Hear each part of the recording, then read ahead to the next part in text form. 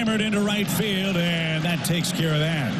Jake Fraley breaks the magic spell. Sonny Gray has allowed his first hit, and Gray blew him away. Strikeout number 8 for Sonny. He needed that. Hat trick for Stevenson. High heat takes care of the Reds catcher. 1-0 count. Little squibber hit to the left side. Arenado cuts it off, throws on the run, and got his man. Sonny Gray gives up 1 run. The Reds leave him loaded in the 6th. That's what it sounded like yesterday on Bally Sports Midwest with Alex Ferrario and Tanner Hendrickson. I'm Brandon Kiley. Sonny Gray, once again, great for the Cardinals. Alex, he's been really good in the month of September. This is the Sonny Gray that I expected that the Cardinals would have this season. It just took them a little longer than expected to get this version of him. I would say right now, if I'm watching one thing down the stretch, it's to see how Sonny finishes out the year. I would not be surprised if next season Sonny Gray comes back in a Cardinals uniform and you see him do something similar to what he did last year with the Minnesota Twins. Sub 3.5 ERA, strikes out the world. All of his peripheral numbers this year suggest like, hey, man, this guy's been really good. He's got a little unlucky with some of the home run balls against him. He hasn't been a legit number 1 starter. I will concede that, no doubt about it. But he's been a front-end guy, and if you get somebody to pair with him, you can feel really good about what you have right now in the front of your rotation. Well, Sonny Gray plus one other guy. They're just missing that other guy, as we said coming into the season. It's Miles. Miles. He'll be back, and he'll be better than ever next season for this Cardinals team. I'm with you. It's been good to see Sonny Gray perform this way, especially these last 2 starts. He's given you 6 and 7 innings and has not given up a home run. He has the strikeout stuff there, and he's kept these games really tight. You've seen the guy that they signed to the contract at the beginning of the season. You've seen the guy that's kind of been the go-to player for the Cardinals, the guy that has been able to lock in and win you those games. Last year, it always felt like when your ace would take the mound, you were calling it for win day, and you were never coming away with those wins. So Sonny Gray's good. I'm still skeptical just about like what he's going to look like next season because you have had these ups and downs. I think the way to get the best out of Sonny Gray is to make sure you have another starter who can tag team it with him, because right now you don't have that guy. You hope he's coming through in the minor leagues, but for right now, this Cardinals team just has one guy, and then you're looking for the next one. Yeah, I'm with you in terms of I expect him to bounce back and be a little bit better because I don't expect that the home run ball is going to continue to be an issue. I think it's one of those where we've talked about it. Every now and then a player is going to have a season from hell, and if this is his season from hell, quote unquote, with the home run ball, it's still pretty good. Now, I will say, as much as I expect him to kind of improve, I also probably expect some of the strikeout stuff to come down just a little bit because he's been really good at that as well. But I think you clearly have, at minimum, a number 2 with your rotation. I think describing him as a 1B coming into the year, I think fit perfectly to where if you have him and then you kind of have another guy that's either right behind him or just slightly ahead of him, you've got the 2 guys that you need for a playoff caliber rotation that can carry you kind of like a Wheeler and an Aaron Nola. But with that being said, I agree. He's not been the number 1 this year. I am interested to see how he finishes out the season to see if it is, okay, has he figured out the home run issue? Can he limit the home runs in the final couple starts that he's got? But I'm not overly concerned about him. They do need to find someone to pair with him because they don't have that, at least with the contracts internally. You know, they can't bet on a Michaelis being that. They clearly learned that lesson, hopefully, this year. Matz has never pitched like a number 2. They don't have anybody that really profiles as that anymore. Now, maybe they want to look internally for that guy if they want to try and look at maybe a Quinn Matthews. But I still think you're another half a year at minimum before you really see him. They got to try, and if they're trying to contend, they've got to try and find somebody to pair with him, and I don't think it's Eric Fetty. He's a perfectly number 3 on a contending team. 314-399-9646 is the Air Comfort Service text line to get involved in the show. You can check us out on YouTube as well, youtube.com/101ESPN-STL. They also have a bullpen right now, and I saw this article earlier today from Derek Gould in the St. Louis Post-Dispatch. And the headline was essentially, can the Cardinals keep their steady relief aces together going into next year? And I get the idea of it, Alex. I mean, they've been awesome this year. You look at what they have in Ryan Fernandez and Andrew Kittredge, JoJo Romero, Ryan Helsley. That's a foursome that you feel really good about every single day. And we saw it once again yesterday. They win a bunch of close games because those 4 pitchers have the ability to come in specific situations, and then you have Helsley at the back end and close a game down. You're up by three runs or less. Boom, let's deploy that 4-headed monster. But for this team to become what they want to be next year, it might require using Ryan Helsley as a piece in a trade to get what you need. And so can they bring those 4 back? They could. It would make sense. I mean, 3 of them are under contracts next year. And then you've got Kittredge, who, if they really wanted to bring Kittredge back next year, I don't think it's going to cost an arm and a leg to do so. You could bring him back on maybe like a 2-year, $15 million deal, something like that. And this team could absolutely go out and make that kind of a move. And it's cost effective. It makes a lot of sense. I could see how you get yourself there. But if you get into the offseason and you're talking to another contender, like you're talking to the Mariners, you're talking to the Blue Jays, somebody like that wants to overhaul their roster a little bit. They're tweaking some things because their current core group of players is not working, similarly to the Cardinals, where it's contender to contender, or 2 teams that believe that they should be contenders at least. Helsley's probably going to be a guy that comes up in those conversations. And to me, he should not be somebody that is off limits. That's as far as I'm willing to go. I don't think that they have to trade Ryan Helsley in the offseason. But if they call and say, hey, that's a guy that we want as a part of a package for a stud pitcher, like that's a guy that has to be included for Brian Wu or for your guy Logan Gilbert, or you're talking to the Blue Jays, that's the guy that has to be included if we're going to be talking about Vlad Guerrero Jr. Well, yeah, we're willing to include that guy into those conversations. I would like to have this bullpen back next year because of how effective they've been, but it's not a conversation stopper to me this offseason. No, and it shouldn't be. I think that if there's one thing that the Cardinals have to do, it's they have to ask themselves, are we able to fix this team around that bullpen? Because if there's one area that as a Cardinals fan you should be optimistic about next season, it's your bullpen. You just mentioned those big names, but you're also talking about the emergence of Matthew Liberatore as an elite arm for you out of the bullpen.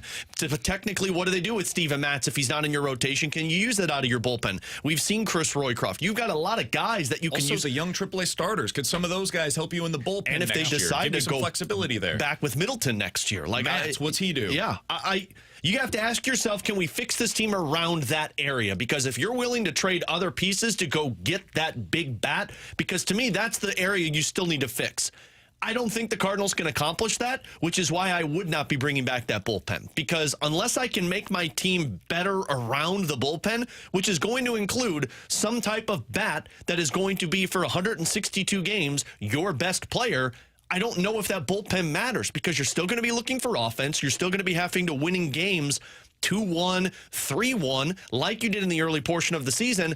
And like we've seen this year, when you rely too heavily on your bullpen to win you games, things can get affected later on in the season. So I think you're going to have to move Ryan Helsley, because you're going to have to take a step backwards until you figure out who that bat is. Yeah, I don't mind the idea of running it back with the bullpen, but it is twofold. One, I'm with you. I don't think it's a must to trade Ryan Helsley. It leans kind of that way in terms of that's probably the best way to either A, help the offense, or B, if they're shedding payroll, it's probably one of the smartest decisions because you can save money on him because he's going to get a decent paycheck in ARB this year. And anybody can kind of be a closer, and you'll get a decent return for him. The other thing I know, too, is like as good as this bullpen has been, we all know these guys aren't going to be the same dudes next year. The bullpen is a very volatile industry. They've been unbelievably fortunate, and some of this is credit to the manager for keeping them healthy, but they've been really healthy in that area this season. Those guys have not missed much time, whether it's due to the just being down on any given day or, more importantly, literally going on the injured list. I mean, any of those guys, if you said out of those 4, how many end up missing significant time next year due to injury, the over-under should be at like 2. Mm-hmm. Yeah. Because that's just how it works for relievers on any given season. They've been fortunate in that regard. They've mostly been healthy. How are you guys watching these games down the stretch? They now have 5 series remaining this season, 16 games in total. They're 74-72. Their playoff odds are like nothing right now. They're not getting into the postseason. For that reason, it's effectively over. But they're playing some pretty decent baseball, all things considered. They're winning a bunch of these series. They've really been okay since that Cincinnati series when everything went kapoop. Where are you? It's actually a technical term. Oh, that was pretty good definition for her. That's a great word to use for My the daughter Cardinals. actually uses that to describe certain things in her life, like Kerplunk. Isn't that the game that you used to play whenever you were young? I think terrible game. I hated that game. What are you looking at right now? Because they could conceivably, because they're not going up against very many good teams down the stretch. They could go 11 and no, I'm not talking about playoffs. They could go like 11-5, win 85 games this year, and then we all leave and we're like, oh, okay.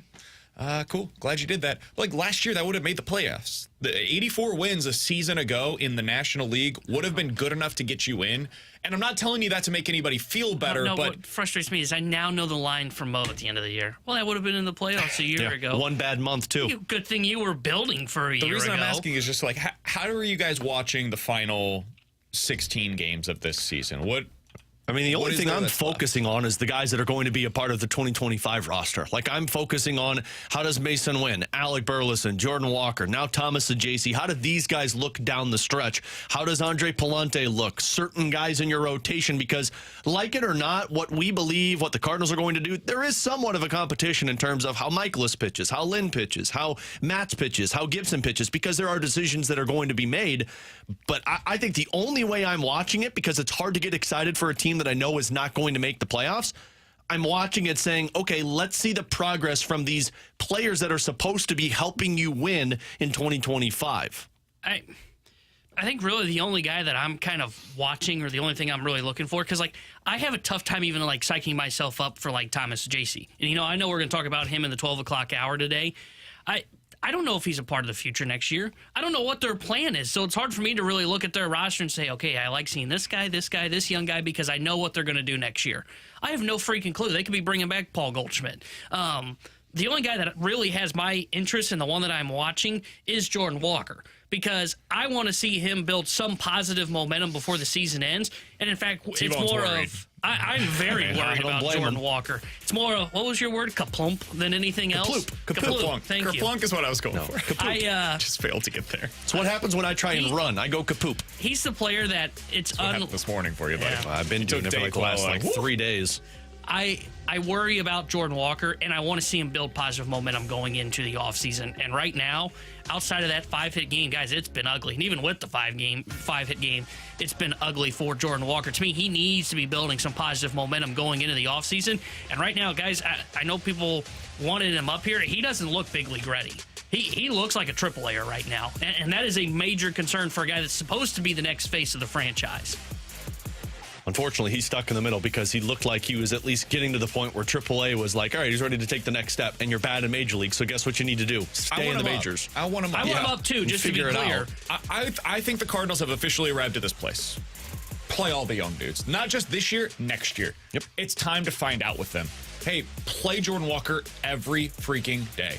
Let's see what Lars Nootbaar is once and for all over 162. Hopefully, he can actually stay healthy this time around. But let's see what he can do. Let's see next year. Hey, Nolan Gorman, if you're still here, you are the everyday second baseman. You are never getting days off unless you need it, like really need it. No days off. And let's see if you can hit 35 home runs over the course of the season. Hit above the Mendoza line. Is that going to work? And if not, we'll move on. But it's time to find out what these young guys can do. Same thing for Alec Burleson, etc. Like all of the young dudes, let's see what you have available for them. And Walker's just one of many in that regard.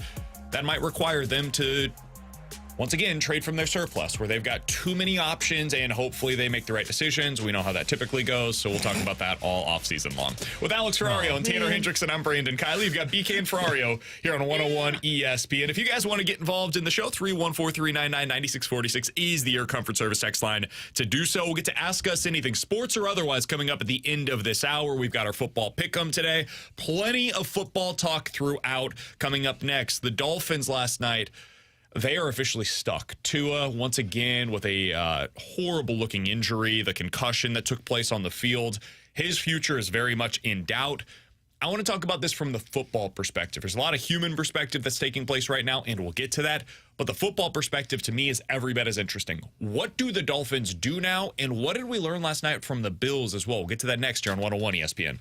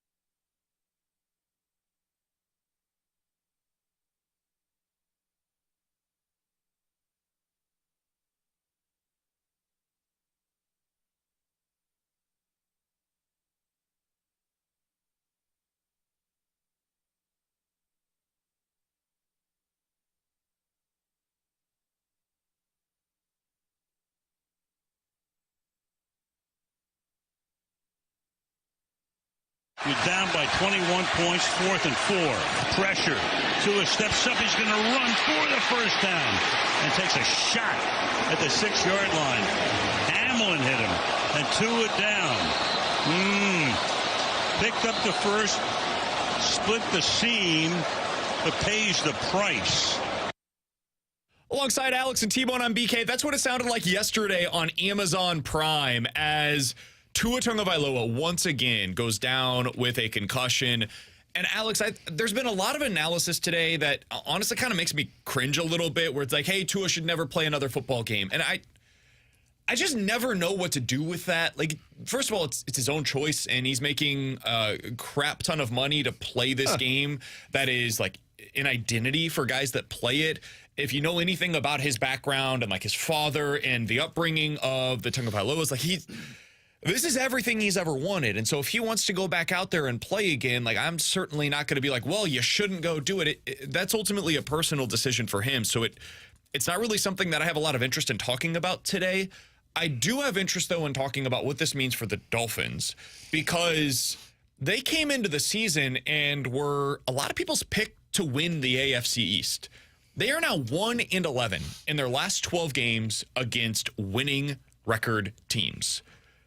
That is a trend that is real, and it is meaningful, and it is something worth monitoring. And I said coming into the year, Alex, one of my bold predictions for this season is that by the end of the season, we will look at Mike McDaniel and people will be saying that guy is a fraud. He's putting up a ton of numbers, and it's a super exciting offense, but eventually you got to win something meaningful. Well, it just became that much more difficult for the Dolphins to win anything meaningful. I don't think Tua's a great quarterback, but he's a hell of a lot better than anything else that they have to offer. Skylar Thompson ain't doing it for them.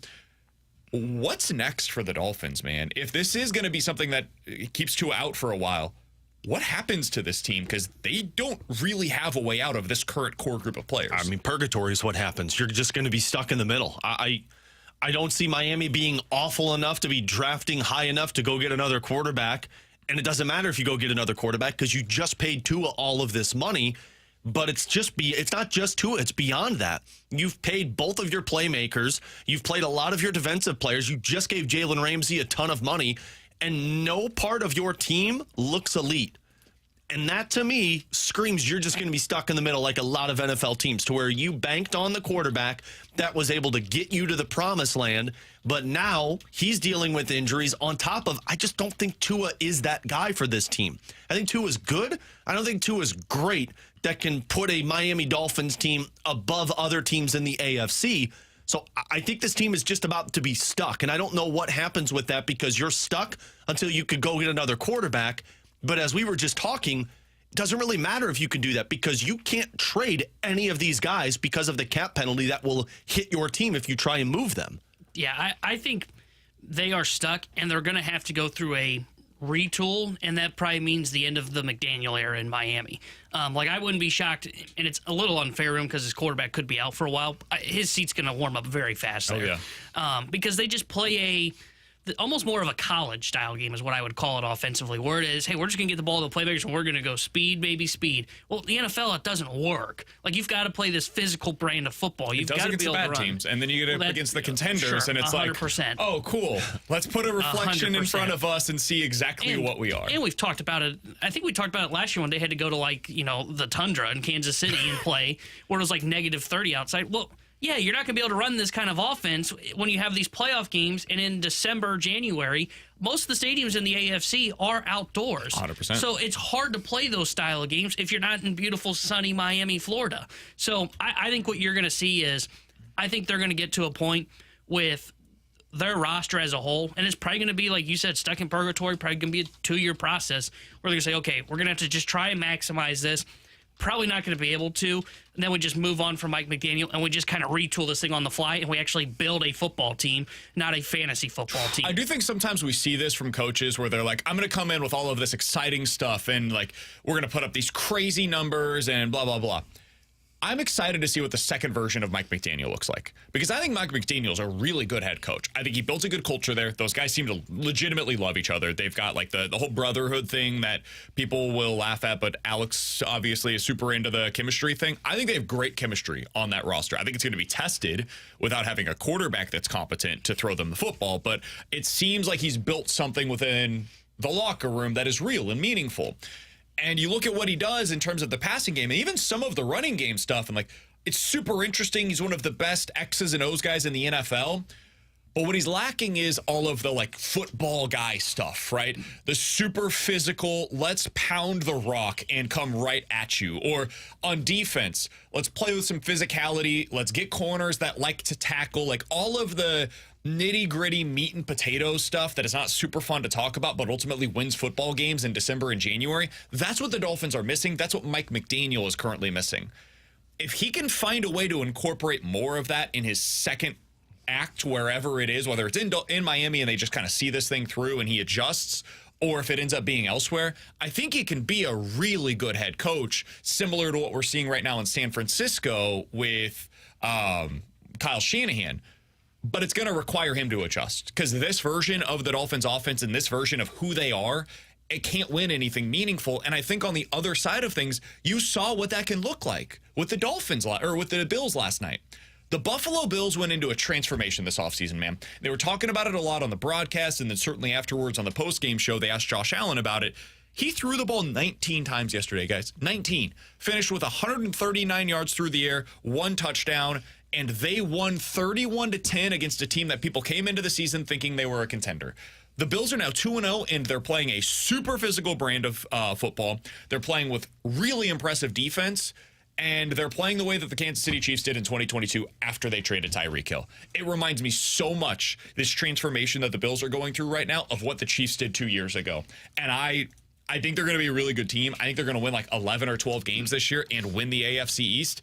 And a lot of people came into the season saying, got rid of too many players, got rid of Stephon Diggs, throw them third in the AFC East. That is not who this Buffalo Bills team is, dude. They've got all of those meat and potatoes things that the Dolphins lack. I think they're still going to have to find a way to go get another wide receiver by the trade deadline, because it does seem like that Josh Allen doesn't have that guy that can get the offense going. And maybe that presents itself as we get deeper into the season. James Cook looked awesome last night.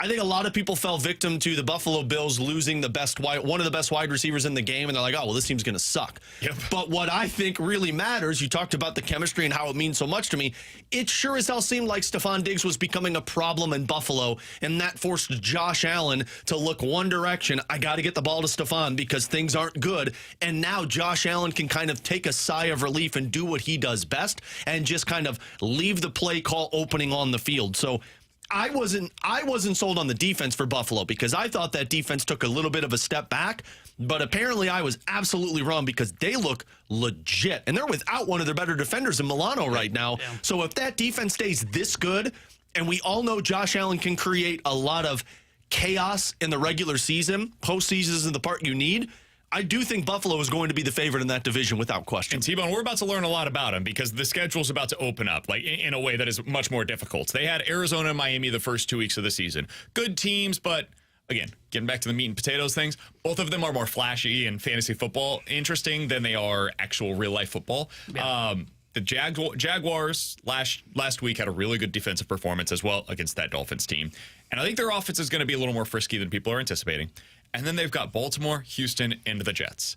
Those 4 games will tell you exactly what the Bills are, whether it's, okay, actually a Super Bowl contender, or, okay, probably going to win 10, 11 games, better than a lot of people thought this season, and hopefully they build into something more meaningful in 2025. Yeah, and I think those games will be more when you learn about the defense and if it is really legit. You know, they have played well, but I mean, again, Arizona, they're fine offensively. I mean, Miami, Tua gets hurt last night, and look, they had shut down Tua for the most part and made him uncomfortable.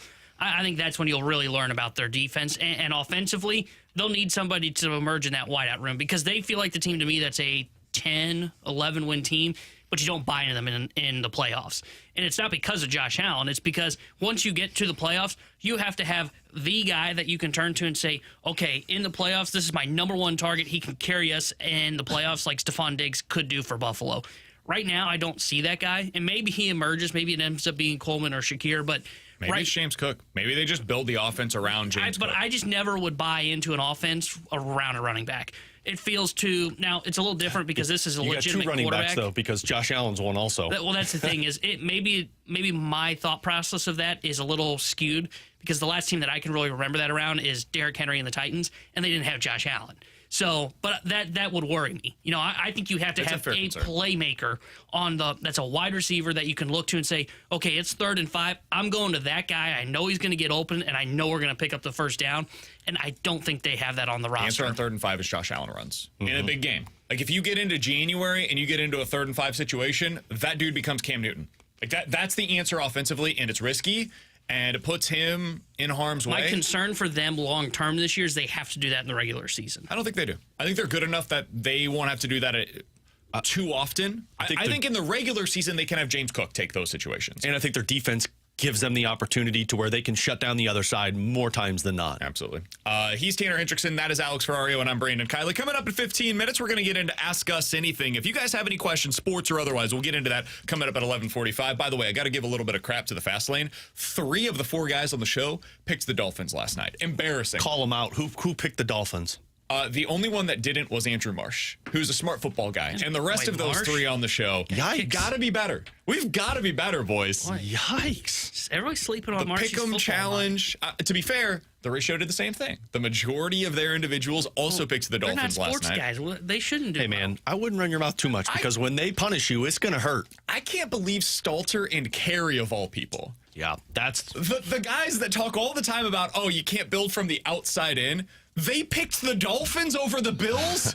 Like, it's the exact opposite types of builds. The Bills went all in on the running game and this power scheme and defense and culture. And the Dolphins went all in on 2 wide receivers and a quarterback that's going to throw the ball all around the yard and a running back in Devon Achane who does not run between the tackles. And that's the team that they bought into yesterday. I couldn't believe it. That one never felt like Miami was going to be in a good position. No, that was like one of my... If that was a Sunday game, I would have had that as a part of my pick'em for this that week. would have been my 3-point play. We will give you our actual picks that are taking place on Sunday and Saturday coming up next in our football pick'em here on 101 ESPN.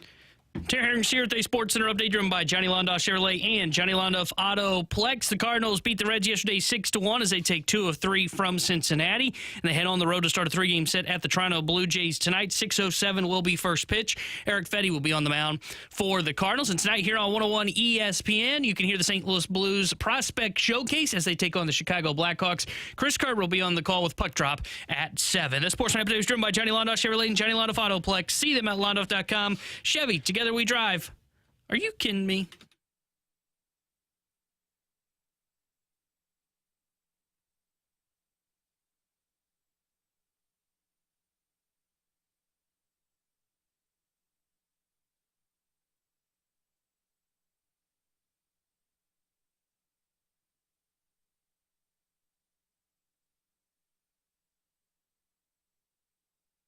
All right, it's a Friday. Week 1 went well for me and T-Bone and went terribly for Alex, though. It's a football pick'em Friday here on BK and Ferrario. If you're new to it, the way that we do this is each and every Friday throughout the football season, we'll pick 3 games. It's on a scale of 1 to 3.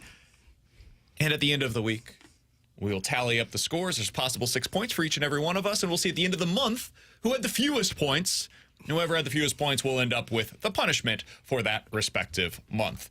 Alex, since you had 3 points last week and T-Bone and I both had 6, I'll let you do the honors of giving your 1-point play first. What do you have for us this week? By the way, it's only college football in the NFL. It has to be before we come back on Monday, and it's only against the spread. No props, no point totals. So I didn't know those rules. Disclaimers that we have to put in here. I did not know those rules, so I was your Ferrario 1-point play for the week. All right, 1-point play. I'm not buying the New England Patriots of this first week of like, oh, damn, this defense was great, and now you got Jared Mayo taking over. You didn't sense the excitement from Al Michaels? He's got to call a Patriots game soon? No, I did not. I did not sense that excitement. So I'm taking as my 1-point play the Seahawks, and I had it at plus 3. Did it change at all? Are we sticking with that? Okay, yeah, plus 3 is this one. Let me check. I think it was 3.5 whenever I checked it.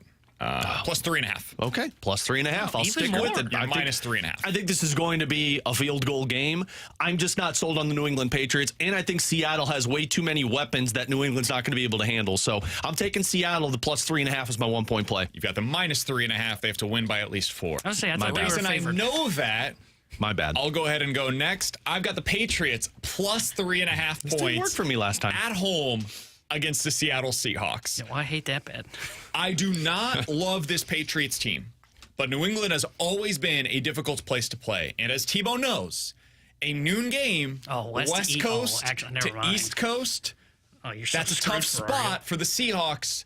More importantly, I ain't worried about it. I do think the Patriots' defense is real. I think this is going to be a very low-scoring game, like 17-13 type of game.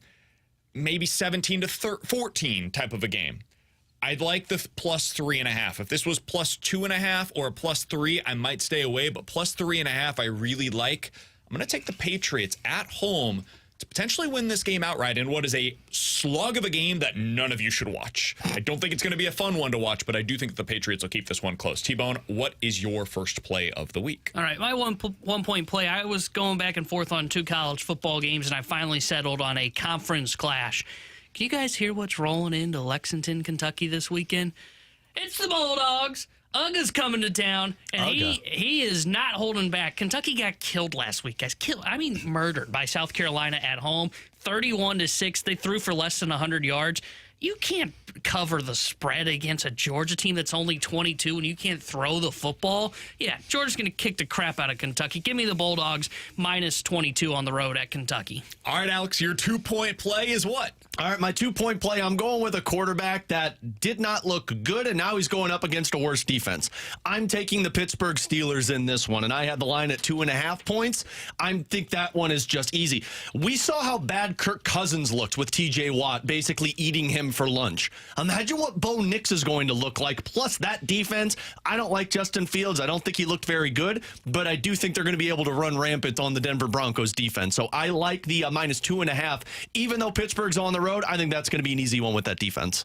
This was on my list. I did not end up picking it, but I do like the Steelers side. If I was going to pick in that game, I would go with the Steelers minus the 2.5 points. I just don't trust Bo Nix against that defense. I think there's a decent chance that the Steelers defense scores more than the Broncos offense. I agree with that. Game. That feels like a a 16-13 game or something like 100%. that. I considered that game. I don't trust either quarterback, which is why I don't want to touch that line. I trust the running game of Pittsburgh and their defense better than anything about Denver. That's fair. I agree.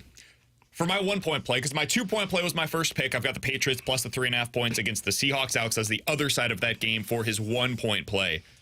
My 1-point play this weekend is the Missouri Tigers. Minus 16 points. Such Howard, PKO. making your 3-point play Against Boston College. I think we are way overreacting to what Boston College did against a terrible Florida State team. I think we should have seen last week, okay, what that was really about in week 1 was Florida State being bad and less about Boston College being good. Now they're going on the road to a legit top 10 team in the country's house, and the Missouri Tigers are about to open up the offense. That's what I think we're about to see. Last year we saw the exact same thing, dude. First 2 weeks, slow start, not a lot of big plays. They're almost identical in terms of the explosive plays through 2 weeks this year to the explosive plays through 2 weeks last year. Now, what's different is basically everything else. Missouri's been better at every other thing that they could possibly do as a team this year than what they did early last year. They are a much more efficient running team so far. They are much better defensively so far this season. Everything else has been good. It's just, can we get the explosives? I have a feeling Theo Weiss, Luther Burden, Marquise Johnson, those guys are all going to be able to get involved. They got Brett Norfleet back this week. That's a big-time tight end that they've got available to them. Missouri minus 16 points against Boston College. I think they win this one by 24 or more. Missouri big at home against BC. I can't wait to grab this one when you lose. This is going to be fantastic. I almost took that one. Bill Conley convinced me otherwise when I read his piece on ESPN this morning. My 2-point play, guys. Coward. Hey, man, you can't throw that around. My 2-point play this week, guys, spell it with me. It's just a 4-letter word. Jets. Jets. Jets. They're going on the road, and they're going to beat the Titans. Look, I think the defense is going to be fine for the Jets. Will Levis, he was on his knees last week pouting about his touchdown that he threw to the other team in the Chicago Bears. Oh, I know.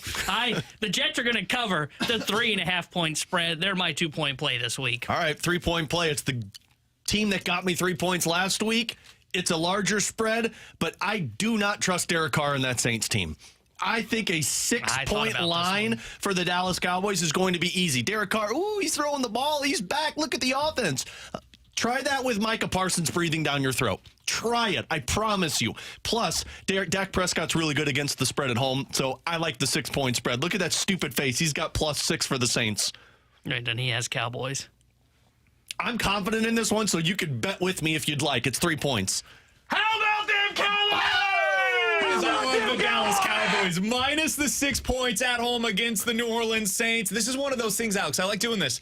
Look at week 1, throw out what you look at week 1 and use what you thought teams were going to be coming into the season. Don't use the nonsense of the New Orleans Saints against the worst team in the NFL and think that that is suddenly what they are. No, the Saints stink, dude. This team is not going to be very good this year. They're going to win like 7 games, a mediocre defense, a bad offense. It's still Derek Carr going up against one of the better pass rushes in the NFL. That Cowboys defense looked awesome last week. Did you see what Washington looked like defensively with Dan Quinn in charge of that defense? Horrible, trash, no good.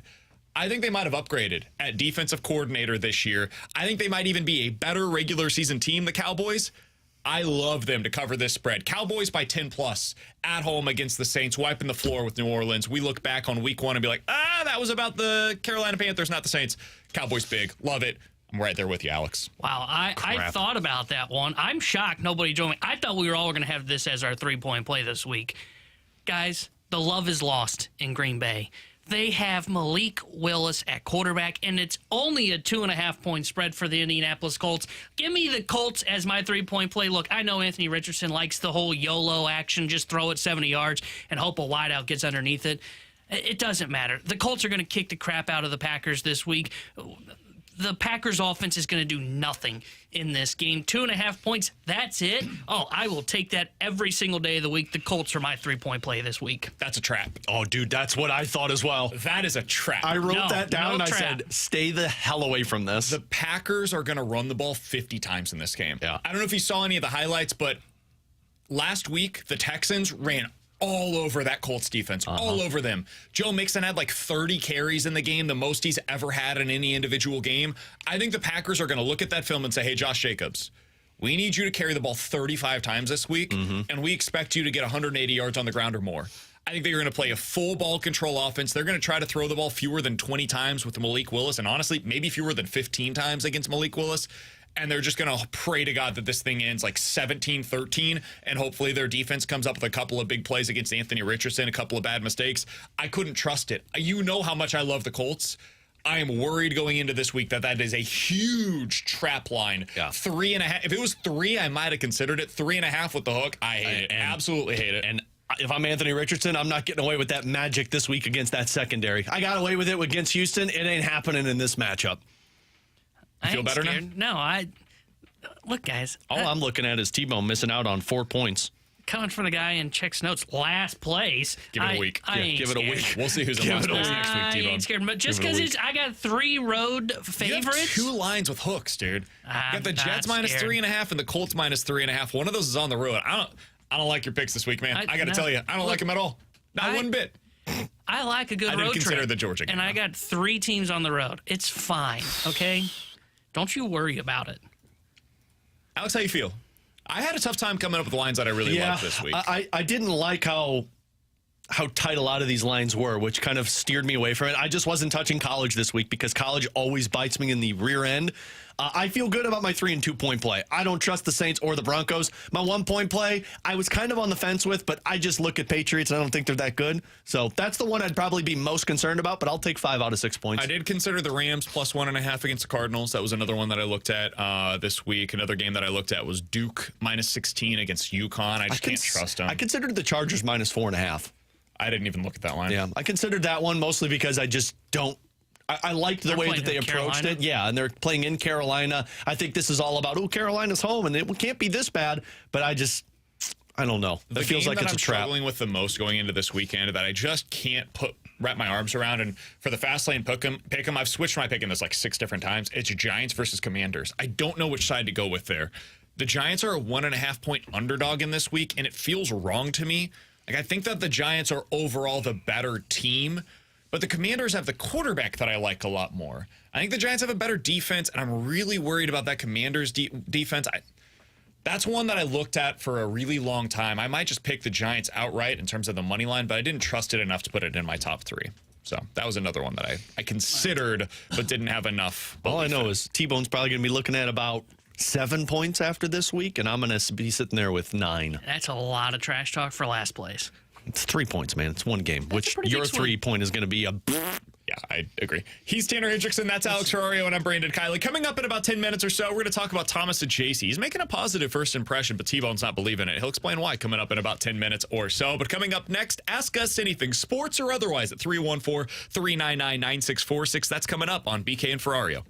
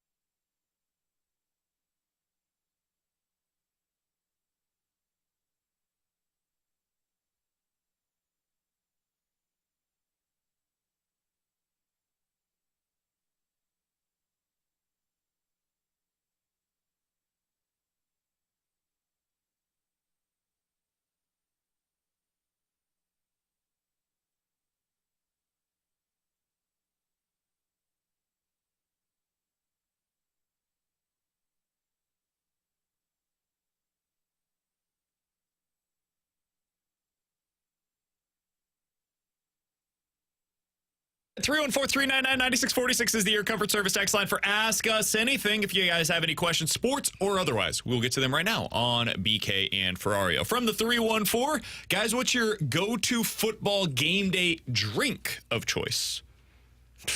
People know this with me. Seltzers? Mai Tais? No, not Mai Tais. Dude, I love me a good Mai Tai, though. I love me a good Mai Tai. No, not a mojito guy. No, it's Mick Ultra Cactus Lime, baby. A Manhattan? Do I look like I drink a Manhattan? No. You look more like a martini guy. Oh, I love me a good martini. Really? Oh, A dirty martini? Yeah, Or and you got to have those green couple olives in there. olives? Yeah. Yep. 2 of them. Always 2. That one Got to I get could that see. olive juice in there. But yeah, no, mine's Mick Ultra Cactus Lime. Go through an entire case of those bad boys in the middle of a football day. Okay. Yeah, That's a choice. I like to start out with the afternoon games like Mick Ultra or Bud Light, and then move over by your Sunday night game. You get to like a Zwickel, or maybe like when it's nice, crisp October night, an Oktoberfest beer. That's what I'm topping off the night with. Yeah. That's trash. Maybe a pumpkin spice latte there in between for you. It's not the season for it! Today, perfect day for it. You guys know I'm a Busch guy, so Busch Light is my go-to game day drink. I do know that. That was from our time in Alton together. I right. learned that about him. He's a Busch guy. That's my number one choice. Oh. So I have no idea. If I'm going a little like harder liquor, maybe you start early in the morning, football game day, you're going out to Mizzou, like tomorrow. It's a little like crispness to the air. Oh, hard liquor, Pink Whitney. Any day of the week. I'm not starting that. God bless it. What time is the game tomorrow? 11? Yeah, Yeah, I ain't starting that at like 9 a.m. Yeah, man. Kick it off. 7:45, 8 o'clock. You put some Baileys in the coffee. You start out that way. There maybe is you nothing. switch over. I don't want to ruin my There's coffee. nothing better than a tea time at 8:35, and you kick off hole number 1 with a Pink Whitney shooter. Okay. Nothing better. Yeah, so. I can't do that. Not at what time? 8:35. I hope I'm not awake yet. Well, now we got a punishment. Hey, man, we'll you don't throw have in kids. Give it time. Yeah. Well, now we'll get a punishment for next year to make T-Bone just go through 18 holes with me. All right, from the 314, guys, what's your biggest pet peeve whenever you're driving? Dude, I feel like drivers in St. Louis have gone crazy in the last year. Yeah. I don't know what's going on. My biggest pet peeve is swerving in and out of traffic on 270, this 270 corridor right here.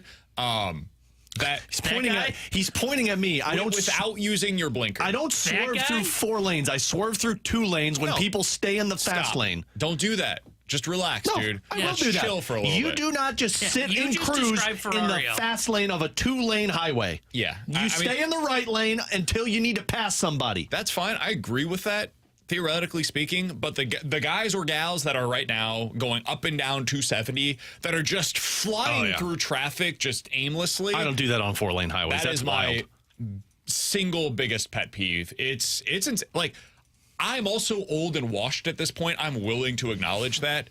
But it feels dangerous, like 3 days a week driving in St. Louis right now on 270. It's insane. Yeah, mine's not getting in the correct turning lane that you're supposed to be in. I whined about this last week when Grant and T-Bone were here about somebody who was going left but decided to get into the lane that goes left and straight, and then so you miss the light. Or the people that are just turning left in the middle of just like a 2-lane road, and they don't get in the turning lane. They just turn their blinker on and they just sit there in the middle of the road.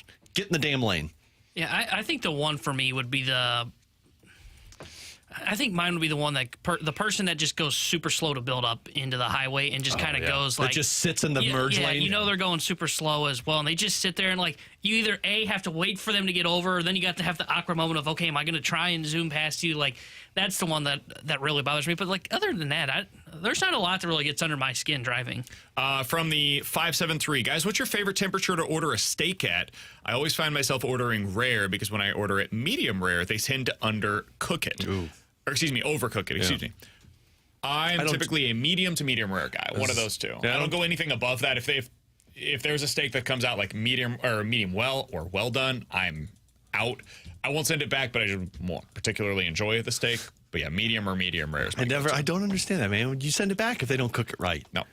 I can't rip on them because I had a BK moment at the grocery store the other day. Oh, really? Yeah, where I ordered some salmon, and I said, I want the glazed one. Well, didn't even think that there was 2 different kinds, so I got like a mango glazed one. It ended up being good, but I didn't say anything. Yeah. See, I that's should've. it. Yeah. Living your I life felt- afraid of everything is a really great way to live. No, Let it's me tell not, you. man. It's super not. And she super was- awesome. Doing things that you shouldn't be doing because you're If that afraid to was- say something. No, I Social can't anxiety do that. is If that was someone awesome. that was like my age, I was doing it. It was like an older, sweet lady that was there, and I didn't want to like yell at her. Well, so you don't I have was to like, yell. You can like actually say, "Hey, this know. isn't what I actually ordered. Could I get something else?" I was stupid to say glaze when there was 2 of them. I don't do any type of rare. Mine's always medium. But if it's a really good restaurant that knows how to get it the perfect way, I'll do medium well. Because there's only a couple places that could get it right to where it's like cooked, but it's got that little pink in there still. You guys are gonna hate me. Well done is mine. Oh, no. You eat a hockey puck? I hate that. Not- Especially if you don't eat it like within the first 10 minutes that it gets placed in front I of you. can't do Oh, it it's any- nasty. Any other way, I just can't. I like all my stuff well done. Like I like a burger well done. Like I can't.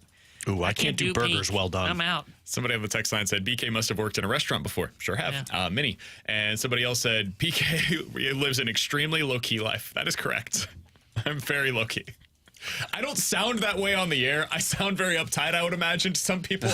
I promise that is not the way that I live life for the most part. I don't get that, though. Like, oh, he must have worked at a restaurant, which is why he won't send anything back. I think you can handle sending something back in a polite way that doesn't get anybody I offended. don't like confrontation. It makes me cringe. But, like, the waiter and waitress knows. It's like, well, that wasn't on me. That was on the kitchen. Correct, but I don't like it. It makes me uncomfortable. And now you put the person that the waiter in a bad spot is like the third party. Yeah, but if you're a almost. jerk about it, if you're like polite, like, hey, I ordered it It's medium well. BK. He's got a Well, that's tone true. problem. Hey, It would go touche, wrong. Touche. People think I'm that guy, though. My mom was dating this guy, and my parents are divorced, have been since I was like 8 or whatever.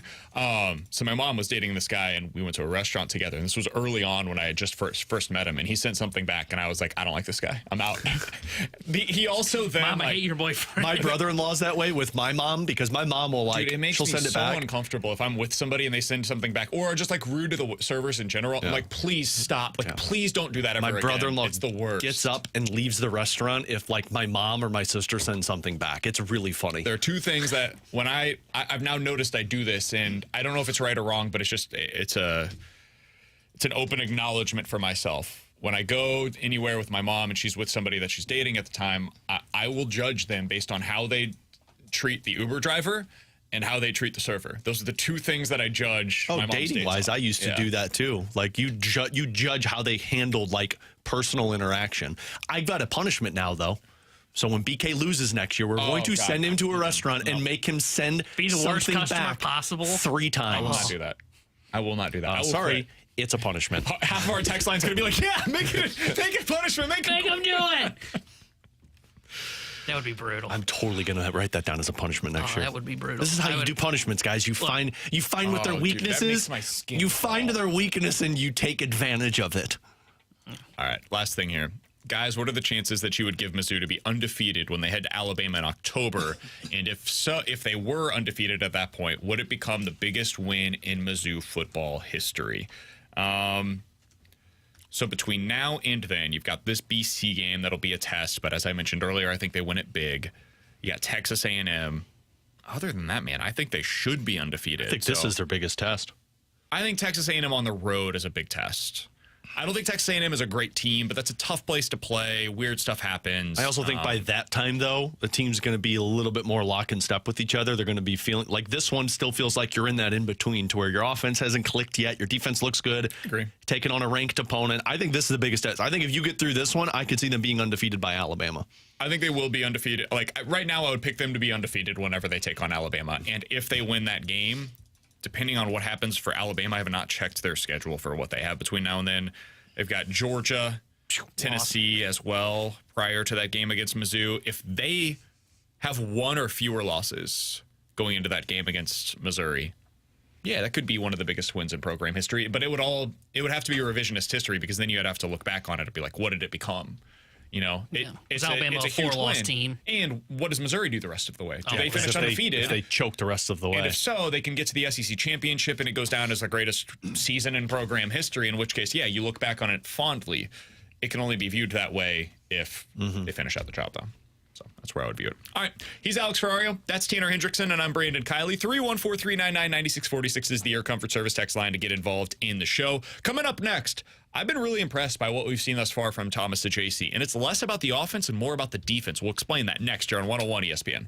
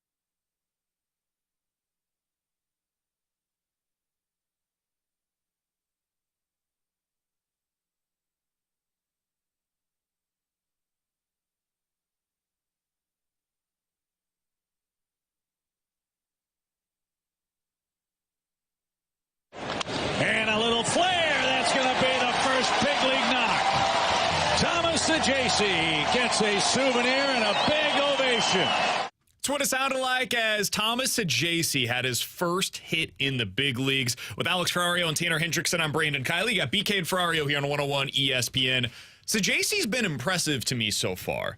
And for me, Alex, it's more about the defense and less about the offense. We all knew this guy was going to come up and he was going to hit. He's hit at every level. He's a guy that kind of has a similar profile to an Alec Burleson, where super aggressive. There's going to be times where he strikes out maybe a little bit more than you'd want and just thinks he can hit everything, and so he's going to swing at pitches that are outside of the zone that he can't really do a lot of damage to. That's going to be a problem that he has to deal with at times in the big leagues. And so for a month, he might bat like 175. You're like, man, Saggese going through a bit of a slump right now. But you live with that because there's also the potential for some power there. He hits the ball in the air a lot, line drives a ton, and he pulls it all the time. It's a really nice batter profile, kind of Nolan Arenado-esque in that regard. But what's impressed me, Alex, is that all of the scouting reports seem to indicate, fringe defender. Utility guy, maybe never going to be a good defender at second, short, or third, but you live with it because of the bat. Dude, he's made like 4 or 5 already spectacular plays defensively. I think he's been so far above average at second base defensively. You can live with that guy playing there regularly. And between him and Brendan Donovan and Nolan Gorman now, they've got a plethora of options.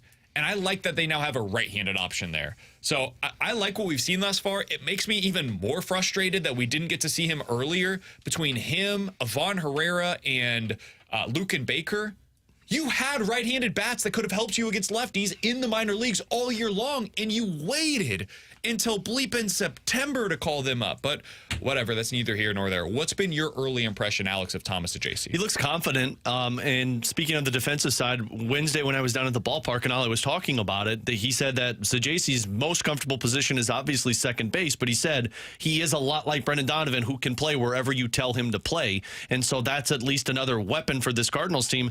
The biggest thing for me, defensively looks great, but I kind of thought that he wasn't sure, especially at the major league level. I've actually taken more weight at the plate with him because he just looks confident at the plate when he's approaching, when he's in the middle of a count, and it doesn't look like he's overwhelmed. And in the past, we've seen certain guys that get to the major leagues that get an opportunity, and it's like, oh, okay, he doesn't know how to handle this situation. There's still more growing that needs to be taking place. But you're talking about a 22-year-old who has been really good in the minors this year in AAA, and then he gets to the majors, and sure, he hasn't had a hit up until last night, but it just never felt like he was overwhelmed in those situations. So I think that's good for the Cardinals because anytime you can bring up a prospect who's young and he doesn't look like the moment is too big for him, like last night where he comes through with an RBI, I like that ability to say, okay, you figured that out, you got that out of the way. Now, how do we build off of that rather than waiting for that moment to happen, going 2-3 weeks and saying, oh, man, that came through, but how long is it going to take to get him consistently? Yeah, and I think the thing that's impressed me most isn't so much like his approach at the plate or the at-bats that he's been taking, because I still want to see more of a sample size before I determine anything there.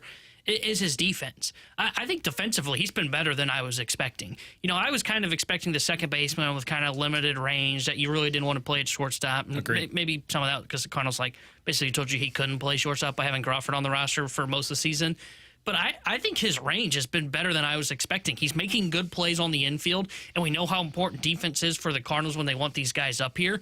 That's been the part that's impressed me the most, is he looks like a guy that, I'm not saying he's going to be a Gold Glover, but he looks like a guy that's definitely passable and above average at second base. He looks like Gorman. And like they go about it in different ways. I think his range is better than Gorman. Arm probably not as good as Gorman's is at turning the double play. Like, Gorman can pass at second base because he has one borderline elite level skill in turning a double play. You can live with the lack of range because of that. Thomas Saggese has a little bit more range and he looks like he has a good feel for the position, maybe more so than anything else, and that's super important there. So you can live with maybe a lack of an arm or whatever it might be that's somewhat deficient. He looks like he's at least average at basically everything defensively right now.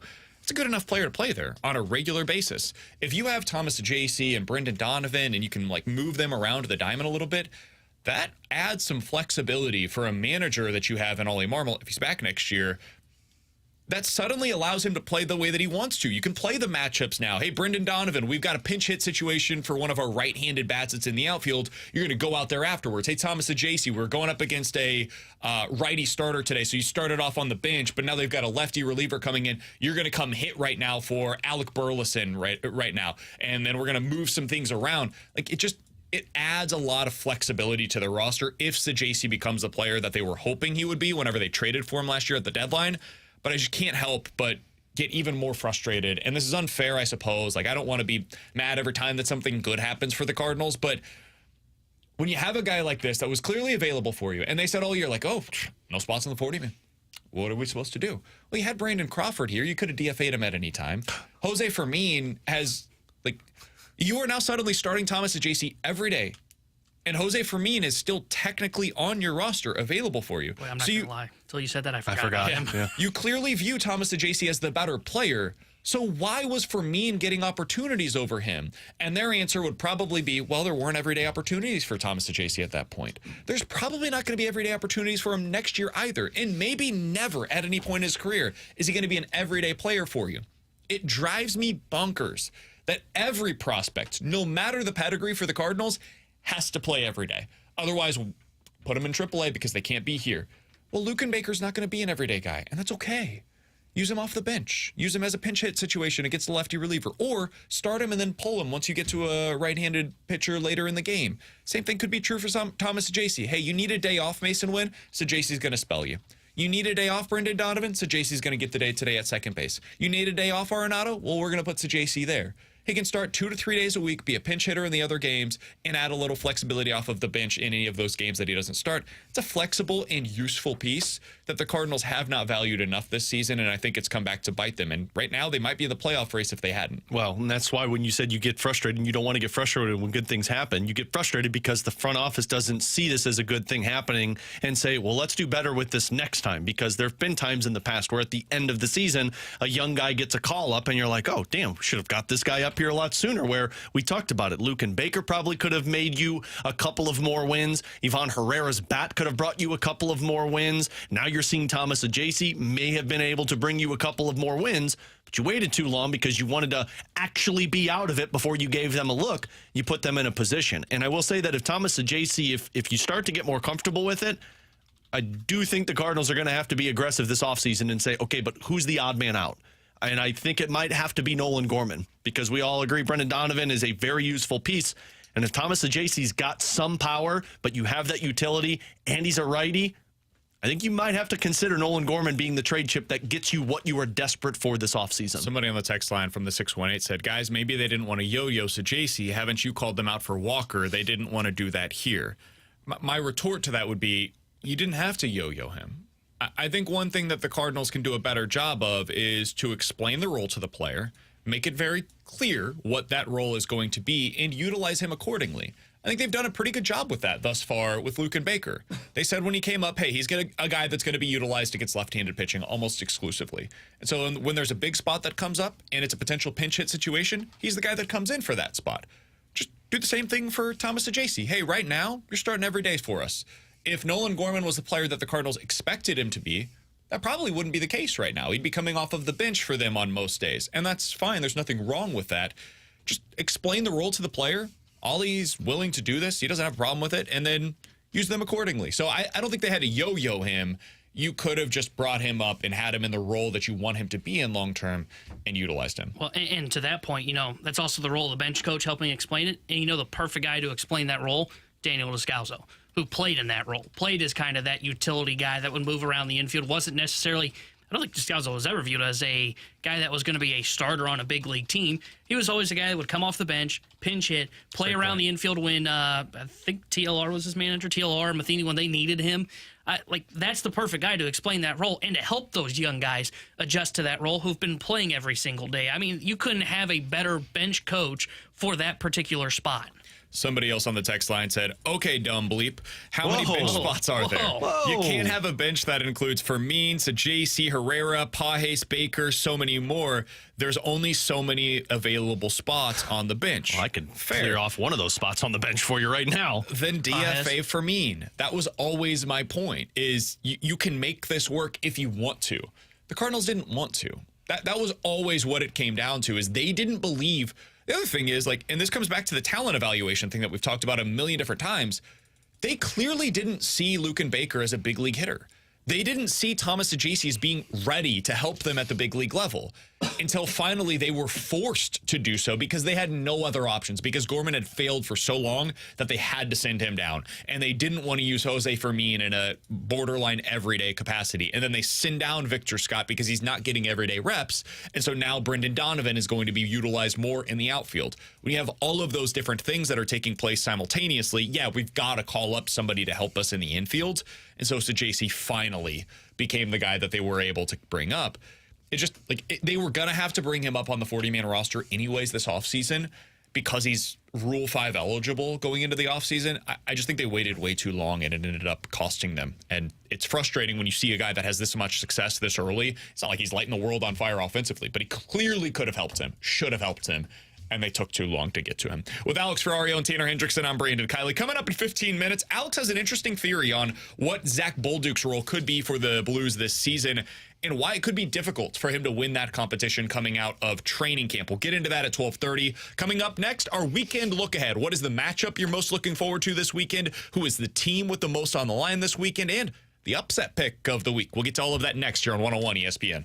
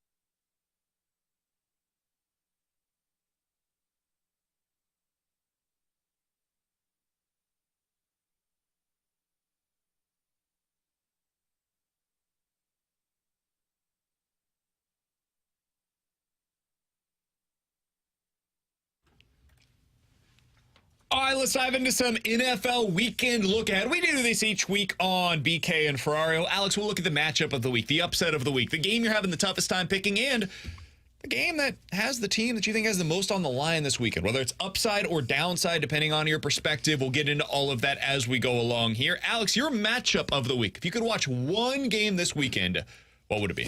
I'm going to go against the grain because I think everybody's going to pick Chiefs and Bengals. I'll tell you the one I'm excited about. It's the Cardinals and Rams. That's a good game. I was impressed by how the Rams played. Now, I know they're dealing with injuries, and that's going to kind of affect this a little bit. But I was impressed by the way that the Rams played against the Lions, and then I really liked what the Cardinals looked like. If they find a way to get Marvin Harrison Jr. involved more, that offense looks like it actually can be fun. And I was a skeptic of Kyler Murray. I think that's going to be a really fun NFC West battle between those two teams. So that's the one I'm going to pick. The one for me is it's a rematch from last year's playoffs, and it was a close game at the time. It's the Bucs and the Lions. I think that's got the potential to be a really good game. And I don't think we learned a lot about the Buccaneers in Week 1. They played Washington. It's hard to really tell from that game. But I think you're going to see another kind of high-scoring game. 31-23 was the final in the playoffs last year. I wouldn't be shocked if it's close to the same thing. That's the game that's got my attention in the early slate. Man, that's a great game. A genuinely great game, especially when the Lions offense is on the field against that Buccaneers defense. That's going to be a lot of fun to watch. The Bucs, you know, one of the most underrated players in the NFL over the last decade has been Mike Evans. Did you watch any of what they did offensively last week? He was amazing. Like, one of the best performances that got almost zero discussion was Mike Evans and the dominant performance that he put together in that one. So I'm really looking forward to that one as well. I got to tell you, though, it's an apple picking Sunday early on. If you want to go out there with the kids, your wife says, hey, honey, you want to do something with a little one on Sunday? You'd be like, you know what? I would love to.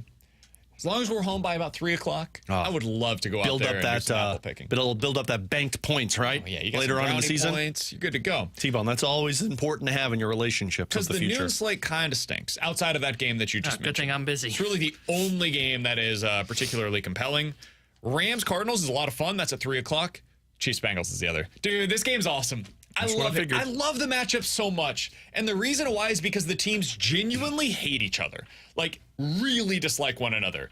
Cam Taylor-Britt, I don't know if you guys saw, but yesterday he came out and was asked about Xavier Worthy. He said, hey, the only thing he does is he runs in a straight line really fast. He said you get your hands on him, you get him off of his route, he's nothing. He's like a $170. We'll be super physical with him. We'll be able to shut him down. And then later on that day, during his press availability, Jamar Chase also said we're the team to beat in the AFC despite starting 0-1 against one of the worst teams in the NFL with the New England Patriots and starting every year, for the most part, 0-2.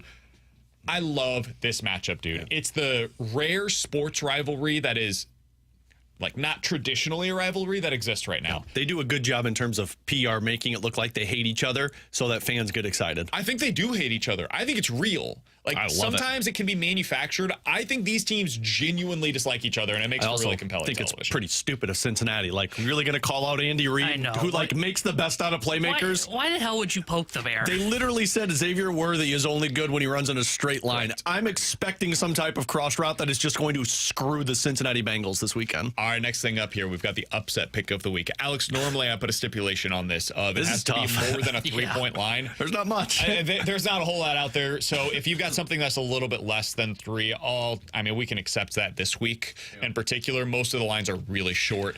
What is your upset pick of the week, Alex? I do have one, though, that is a 3-point line, and people might hate me for picking this team, but I have the Browns over the Jaguars. The Deshaun Watson stuff is out now, which I think is going to impact this. But I'm also looking at this versus defense versus offense, and I think Myles Garrett is going to destroy Trevor Lawrence in that offensive line. So I think this is going to be a tight game, and I do think Cleveland on the road just straight up beats Jacksonville. So I don't want to go with the same game I used for the game that I picked for kind of the game of the week, in my opinion. So I'm going to avoid the Bucs. Do you think the Bucs can beat them? I think they can beat Detroit. So, but I want to avoid it because I don't want to have the same game. I'm going to look to the Bengals. I know it all looks really doom and gloom from what happened last week, and that was ugly. I could see a bounce-back game. Now Chase is finally going to be, you're starting to get less of the snap count limitation. Joe Burrow is going to play his best football because he's going against Patrick Mahomes. I think there's a chance early in the season, too, which there's weird stuff that happens. I think the Bengals can beat the Kansas City Chiefs on the road. That's a bold pick. I have this one in my picks this week. I don't know how much I really believe it. I think it's going to be a really close game, though. Patriots at home against the Seahawks, man. Tough place to play. I don't totally buy into the Seahawks as a road team. I like them at home a lot more. I think their offense is pretty good, but I do think they're a little boom-busty in the running game. And that Patriots defense showed me something last week. I think they're legitimately good, and they've got a great running game as well. Can they win this one like 13-10? I could see something like that. If they're going to win, it's got to be super ugly, and it's got to be low scoring. So if you're picking them, I would do like Patriots money line plus the under, because that's probably the formula to get a Patriots win in this game. So I'll go Patriots at home, 3.5-point underdog against the Seattle Seahawks as my upset pick. That's a loss of the for week. you. Alex, what's the game that you're having the toughest time picking? Not against the spread, just straight up. You're looking at it and you're going through your pick 'em and you're like, man, I don't know which side to go with on this one. I mean, it's the game that T-Bone's most excited about. It's Detroit versus Tampa. Oh, wow. Because I know that's a home game for Detroit. I actually can see Tampa going in there and upsetting Detroit. They've got the offense that can do it. Defensively, I think you are going to make it tough on Detroit. I would give the slight edge to Detroit, but man, if this was like a survivor pick, that's one that I would probably stay clear of because I just don't know. Yeah, the one for me is the Rams and Cardinals. I don't have a sense of what the Cardinals are. Like, what am I supposed to make of Marvin Harrison Jr. getting one catch for like 4 yards? And then Kyler's like, it's not my job to give him the football. Hold up. You're a quarterback. It is your job. The second thing is the Rams are so beat up with their injuries. I mean, they're missing like 3 offensive linemen. Puka's not there. I don't know if Arizona can get enough pressure on Stafford to really throw off the offense for the Rams. Also, how's his ankle? Yeah, but there's just all those weird elements that play into this game to where I think the Rams win, but I have no confidence in saying that.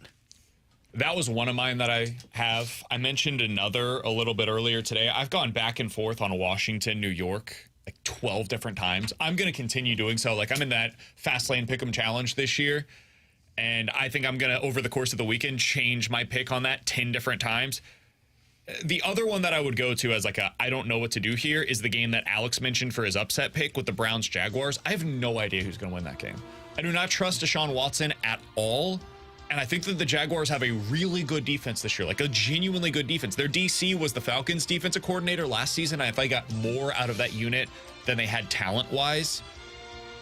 I think the Jaguars win at home. But do I trust Trevor Lawrence against that pass rush? Not particularly. Do I trust that coaching staff against what I think is a better coaching staff on the Browns side of things? No. If the Browns had anybody, like if they had Jacoby Brissett as their starting quarterback this week, I'd be picking the Browns and feeling great about it against the Jags. But they have Deshaun Watson, and I think he's the worst starting quarterback in the NFL right now. So that's another one that I've got that I'm like, I don't know what to do there as my toughest pick going into this week straight up. Final thing here, Alex, as we get to our NFL weekend look ahead here on BK and Ferrario. Who's the team, for better or for worse, that has the most on the line for you this weekend, depending on what the outcome of their respective game is? Mine's the Jets. I think that if the Jets, and I don't think they'll lose, but Tennessee does have a good defense that I'll be interested to see, and I don't trust Will Levis more than anything.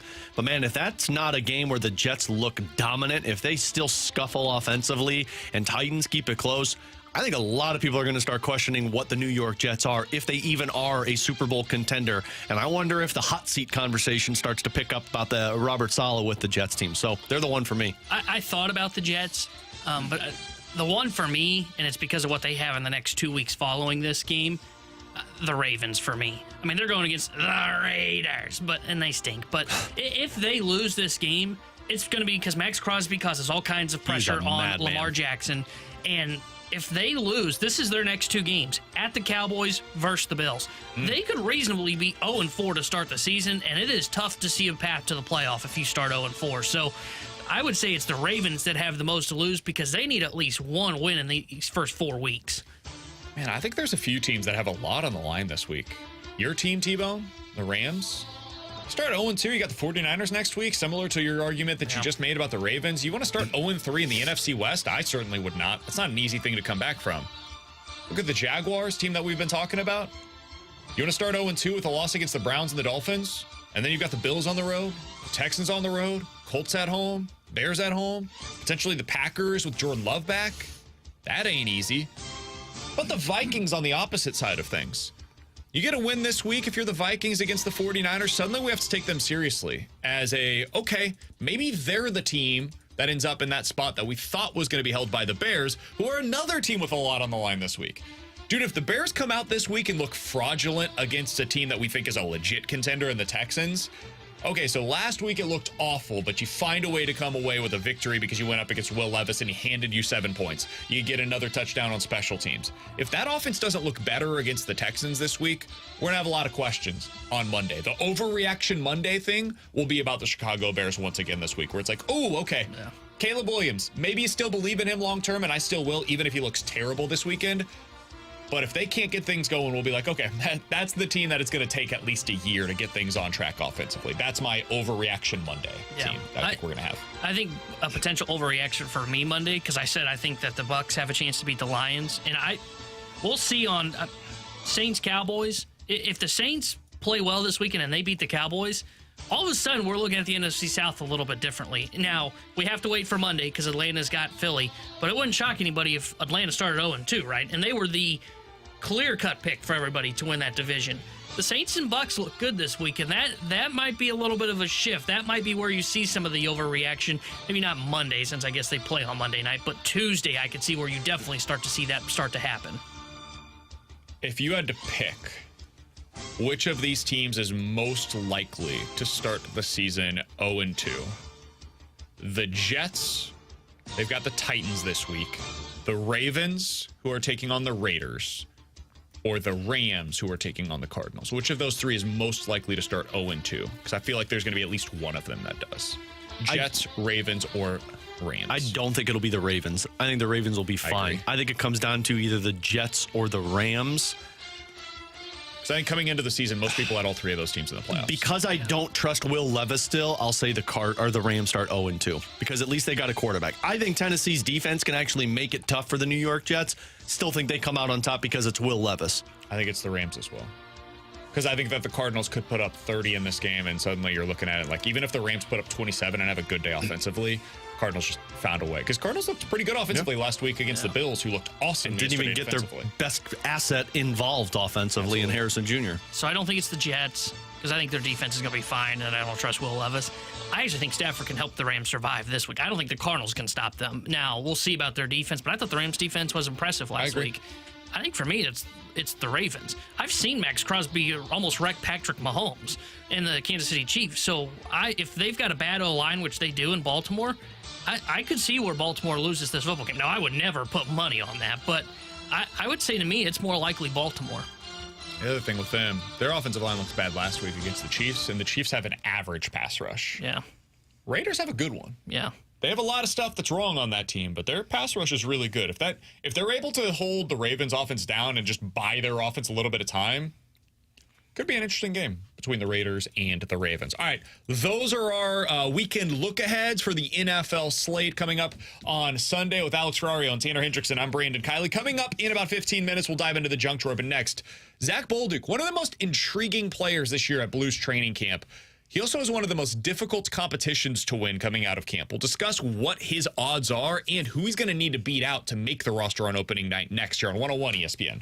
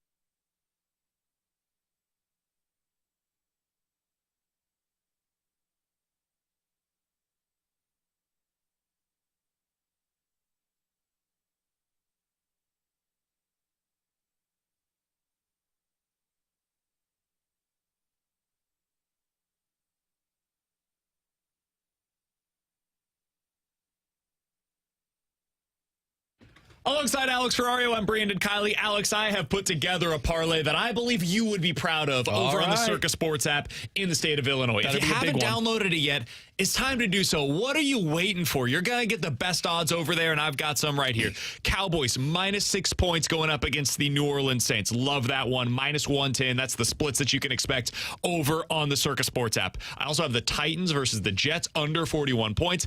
Jags versus Browns, under 41.5. You put those three picks together, risk $10, win 60 over on the Circa Sports app in the state of Illinois. Alex, I'm loving these parlays. I can get them over on the Circa Sports app. I always put together those big parlays because of those tight money line splits that BK was talking about. Also because Circa's keeping as little money as possible, and they're not limiting you based off of your winnings. So for this football weekend, college and NFL slate, it's time to download the Circa Sports Illinois app and get involved with the game. If you or someone you know may have a problem with gambling, call 1-800-GAMBLER or text ILGAMB to 833-234.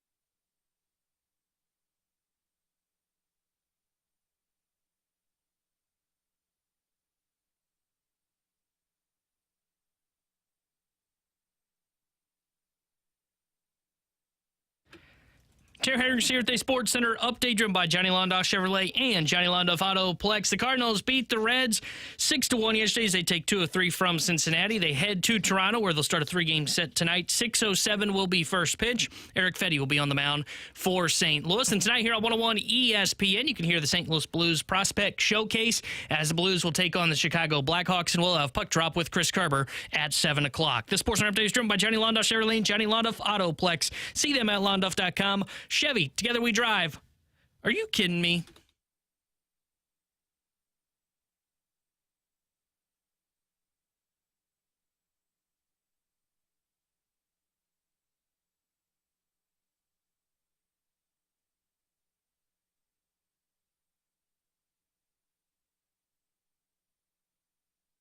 With Alex and T-Bone, I'm BK. So, Alex, Zach Bolduc was a great interview that we had yesterday. We talked to him out of the Blues Prospect Showcase. If anybody missed that, you can check out our interview with Bolduc, Zach Dean, and Dalibor Dvorsky over on the podcast page. 101ESPN.com, and the free 101 ESPN app is where you go to find it. It's all presented by Dobbs Tire and Auto Centers. And Bolduc is going to be wearing the C this week for this prospect showcase that the Blues are doing. That's not a huge surprise. He's the guy that has gone through this before, and he's got a real chance to be able to crack the opening night lineup with the NHL club. So it makes sense that he's going to be wearing the C.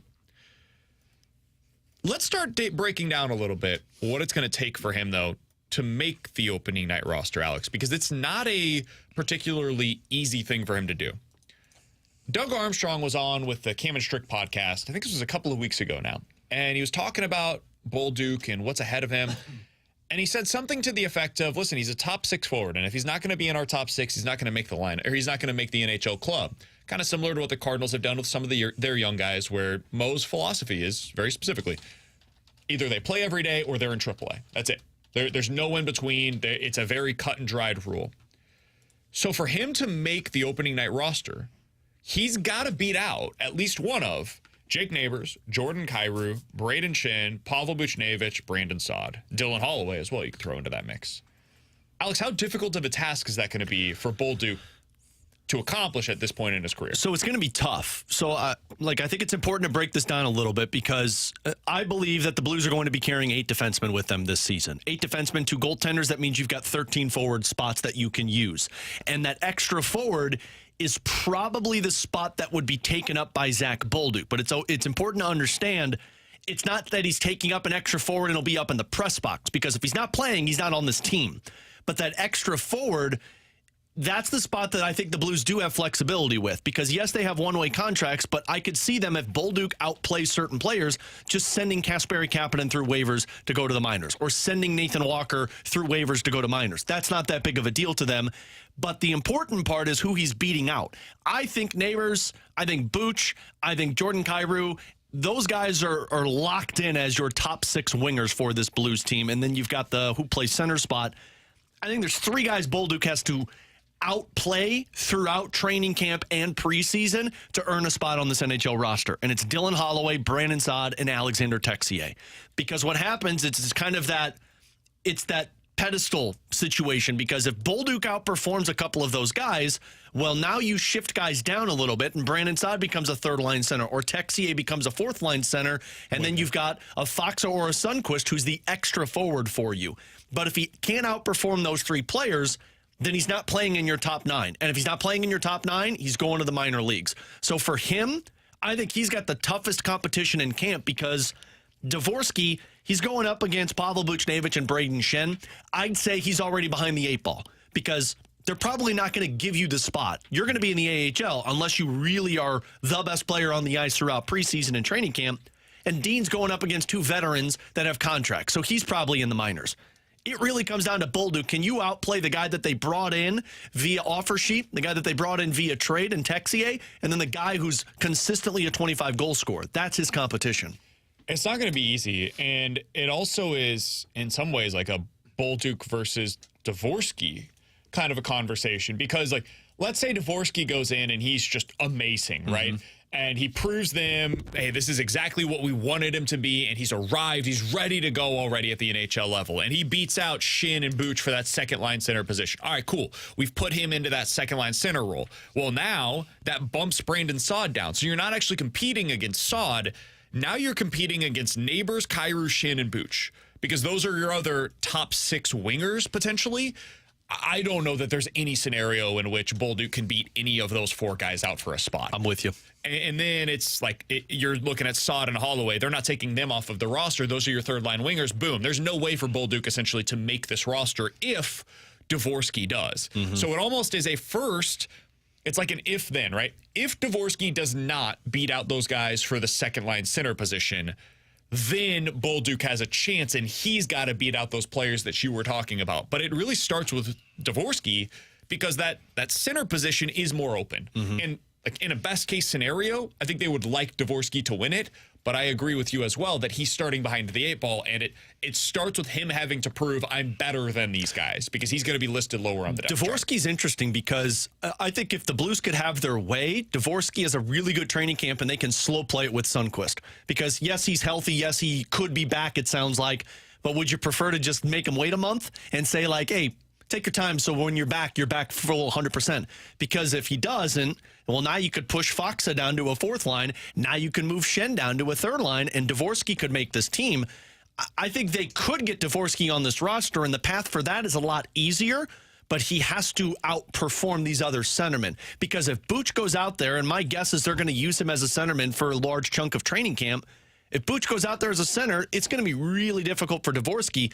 The other part of this for Bolduc is you always go off of pairings. Curbs told us this a couple of weeks ago. You'll see certain pairings once camp opens up. My guess is it's going to be Thomas and Neighbors. You'll see Booch with Kyrou. You'll see Shen and Saad. But none of these guys that we're talking about, Bolduc, Holloway, or Texier, none of those guys are going to have a pairing mate. So it's going to be their job to create chemistry with a certain centerman. And Bolduc's got the upper hand, because both Holloway and Texier have not played with the Blues. Bolduc last year played a little with Braden Shen. Bolduc last year played a little bit with Pavel Buchnevich.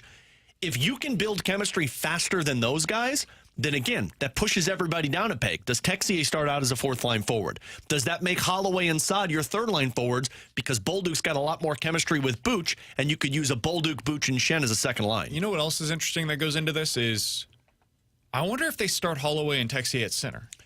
That's and the other thing, too. work their way out from there, right? Is like, because, I mean, there's more value in being able to play center than there is on the wing. It's like being a baseball player and starting out at shortstop. You know that a player can move from short to third or from short to second. It's a more valuable position, though, if they show that they can play shortstop. So, like, you want to see them fail there first, or a starter, right? You start him out and see, okay, can he get through 5 innings? If the answer is no, then we can always throw him into the pen, and his stuff will play up from there. But you make him fail as a starter first and then put him into the bullpen. Every reliever is a failed starter for the most part. Do they try it with Holloway? Because he's played there before. Texier has played at center before, and then if it doesn't work, now we can move you over to the wing. I think you're more likely to try that with Holloway over a Texier. My only concern with that is I think they like what both provide in terms of the ability to shoot and forecheck. And, like, it's great as a centerman, but you need wingers that can forecheck right now because that's what I think gets Braden Shen hurt. You might have it if you have Holloway at center and Booch on the wing. Like that might be the thing that it provides is, hey, Shin, we don't know that he can hold up over an 80-game season at center. By having Holloway as our center there, we can have Booch and Shin both playing in the role that you're talking about because both have shown an ability and a capacity to get out on the forecheck and help you there. I'll be really interested to see if they give Shen the opportunity to start at center at training camp. Because if they don't, then that's going to be the opening for Holloway and Texier. My gut tells me that they're going to see what Shen can do at center unless Shen has told them otherwise. And if he's at center, I think that gives them the grace of saying, nah, we're not going to worry about it with these two guys. Keep them at wing. They do have the depth in terms of big bodies at centerman. I don't think Texier's that guy. Holloway could be that guy. It just depends on what he's telling them he feels he's best suited for. All right, last thing that I wanted to get to here, Alex. This weekend is the Prospect Showcase games. Blues back on the ice this evening. How about this? Blues versus Blackhawks, Prospect Showcase game tonight. Puck drop at 7 o'clock, and you'll, of course, be able to hear that right here in your home of the Blues, 101 ESPN tonight. We know about Dvorsky. We know about Bolduc. We know about Zach Dean. The guys that are legit prospects that we've been talking about for years now. A lot of Blues fans know their names, and they know, hey, eventually this year they're going to contribute in some way or another.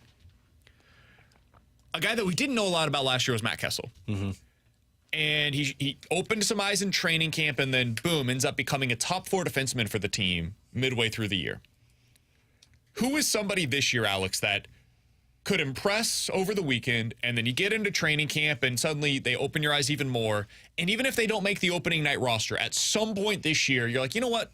Keep an eye on him. He could be a sneaky contributor over the course of the season. Maybe a fourth-line player or a third-pair defenseman if there's injuries, whatever.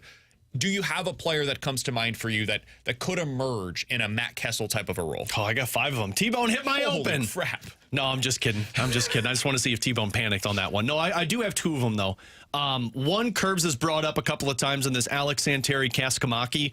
We talked to him at training camp. It sure seems like the Blues are excited about this kid, and I've heard from a couple of people that say he kind of gives off Vladimir Sobotka vibes to where he's aggressive. He does have offense. He played in the Finnish League last year and scored 10 goals, so he's got some offense. I think he's playing a wing in tonight's Prospect Showcase on the top line, so that tells you kind of what they think. Sobotka, man, I loved him when he was here first. I think you've got some interesting competition because he and Zach Dean could be 2 guys that are fighting for that next spot if the NHL roster has injuries in terms of fourth-line players. The other one, another guy who talked to us during prospect camp, and I think this kid's going to get at least a sniff of the NHL this season, is Dylan Peterson. 6'4", 192 pounds is what he's listed at. My guess is he's probably closer to 200 pounds. This dude is big. He plays the center, can do the wing, and from everything we've heard, last year he played 3 games for the American Hockey League. He is aggressive. So I think if you're talking about size, Dylan Peterson can provide that if you have an injury to Sundqvist or Foxa. And I think if you're talking about just pure fourth-line ability that has an offensive uptick, keep an eye on Kaskamaki. Those would be the 2 guys I'd say keep a close eye on tonight. Buchinger is another one. Buchinger, yeah. I think he's playing. He's close, man. He and Gaudette were guys that were drafted 2022, if I'm not mistaken, 2021.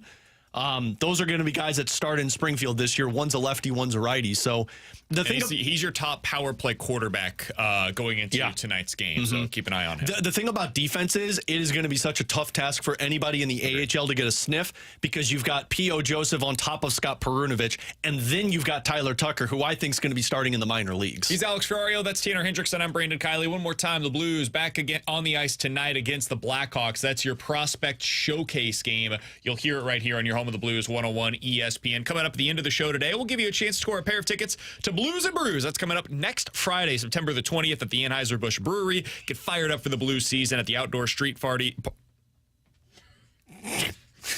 You did it again, man. Farty. You got to get fired up for that farty this weekend, right, boys? Who wants to farty it up? That's that Mizzou education right there. I can't wait to farty with Dylan Holloway and Jake Neighbors and Philip Broberg. You think Drew Bannister's a fartier? Oh, for sure. Totally a fartier. Only if he has beans, though. Am I right? High five. No, I'm not going to. That wasn't that good. That was terrible. Oh, okay, sure. Because 8th grade humor doesn't make you laugh.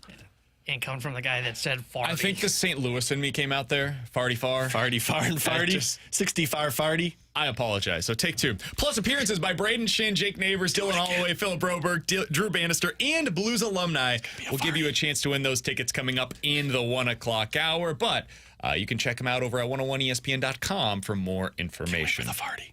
Coming up next, the Junk Drawer here on 101 ESPN.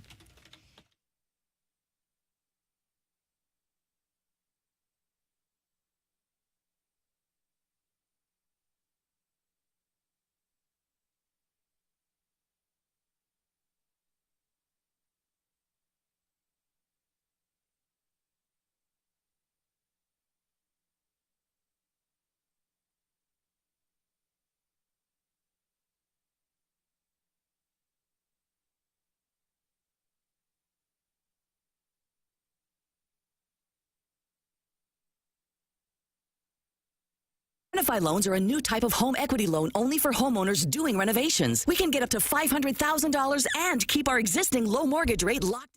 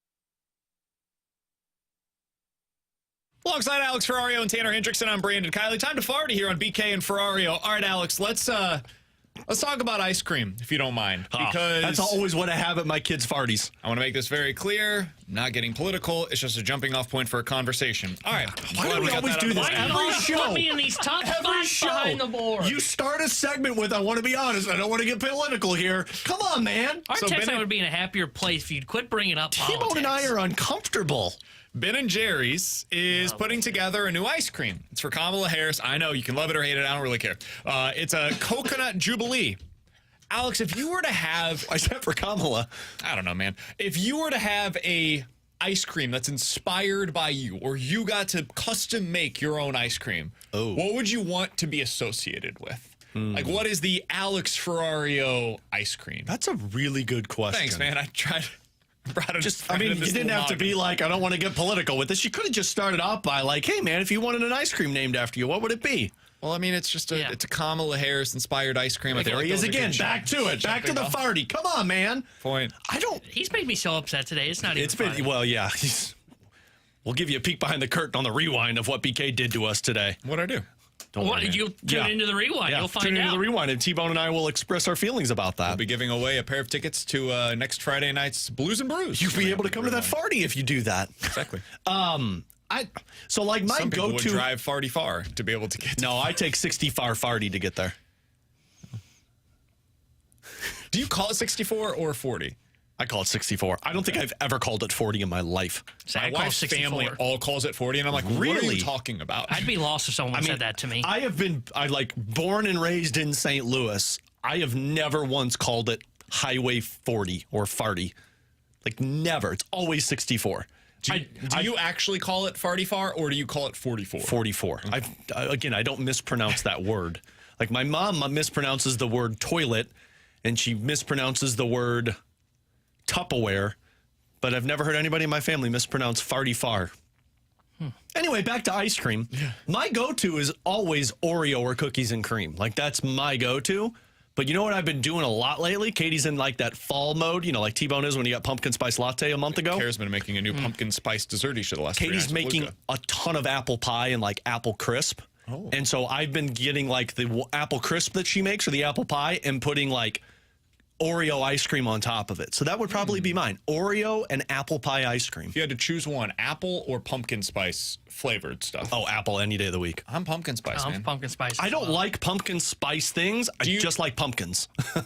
Do you dislike like the artificial flavored pumpkin spice, or is it like because there's a difference, right? There's the super sweet, like, frankly, I don't really like the Starbucks stuff. I thought he was going to be like, I'm not trying to get political here. It's too sweet for me. Like, there are other places that do like the baked pumpkin spice flavored, which is more like actual pumpkin puree inspired. That stuff I'm into. Pumpkin puree plus cinnamon. So the only pumpkin thing that I do is I love pumpkin pie. But like that must be the artificial stuff that they're making, right? You buy like the pumpkin spice stuff in cans. But like pumpkin spice drinks, never been a fan of. Really don't like. Katie makes pumpkin bread every once in a while, but again, you're using that canned pumpkin stuff. Yeah. But I would go apple any day of the week. I love apple pie, apple crisp. Anything you could do with apples, I am all in on. So you going apple picking this year? We already did. Did you? Yeah, we did. We do it around my birthday time because that's when the don't know which type of apples is always there, but like August 29th is when the certain apple is there at Eckert's. Alex going out. I've never been apple picking. Oh, really? Yeah. I don't Lucas really going to Grafton next week at daycare. Dude, why for apple daycare's picking. taking him? Hell yeah. Nice. Why didn't you, T-Bone, you're invited to the Ferrario outing next year when we go apple picking. You could be a Ferrario. They will 100% mistake T-Bone for a kid. Oh, yeah. They'll be like, oh, you had a kid when you were young, didn't you? Dude, I got the last yeah, when I was 12. The last Cardinals game I went to, they asked me if I was old enough for the giveaway shirt. It's kind of hurtful. The PR? No, sorry, not in the press box. When I'm like, well, that was just them trolling you then. I would have been upset. Hockman bringing his kid to work that day. Hockman told Tuna, I was like, hey, he's not old enough for a T-shirt. Go ask if he can have one. No, when I last went as a fan, I walked up, I put my hand out. She went, when's your birthday? And I almost panicked because I wasn't expecting that question. I was like, I didn't order a beer, did I? Oh, yeah. What would be your ice cream? That's what I've been trying to think. I'm very simple and plain. One thing that I really love. Revelation. I love vanilla. Chocolate ice cream with some Oreo bits in it, and then with some sprinkles on top. That would be mine. Wow, you are five. Now I know why they asked if you were old enough to get a shirt. Yeah. Can I have ice cream with sprinkles on it? We all very much play into our personalities with this question. Oh, his is totally like mint flavored or like macadamia nut, or it's vegan. His is a vegan banana ice cream. split. Yeah. No, is that because of the nose thing? It's fruit. Like I like berries in mine, so like strawberries, blueberries, blackberries, those kinds of things. I would want to be like, with you at an ice cream place. Huh? I wouldn't want to be with you at an ice cream Like place. a Like when I go to blackberries. Cold Stone, Do they've you got like guys the have berry, fresh blueberries? If they're not fresh blackberries, you can send them back. You guys have I will those not be berries? purchasing your artificial strawberry-flavored ice cream. I will say you can definitely tell when it's like actual strawberries that have been blended in There versus he the is. strawberry flavoring that they put in there. It's a big There it difference, is. man. There it is. I'm not wrong. There it is. Our text line will agree with me on this. If I were at an ice cream place and he ordered, I'd be like, he's not with me. We walked in at the same time. You guys know I wouldn't be sending it back. I'm eating it either way. How many instances of Kara do you feel like she's walking with him and be like, I'm not with him. I'm not with him. I feel like I'm a generally pleasant guy to be around. Nah, I haven't gotten that vibe today. I haven't either. It's all doom and gloom. Someone said bringing bub- up politics for the junk jar. Someone Like, come said on. bubble gum. I brought up ice cream. Look, man. You brought in a political character. Look, man, I don't want to be political here, but your ice cream flavor sucks. Somebody on the text line said, I don't want to be political, but I don't like apple pie. I was like, That is political. That's un-American to not like apple pie. Coming up next, can the Cardinals take a page out of my Royals playbook and try to Here we become a go. contender Political next year? again. Unbelievable. We'll talk about it Jeez. next year on 101 ESPN.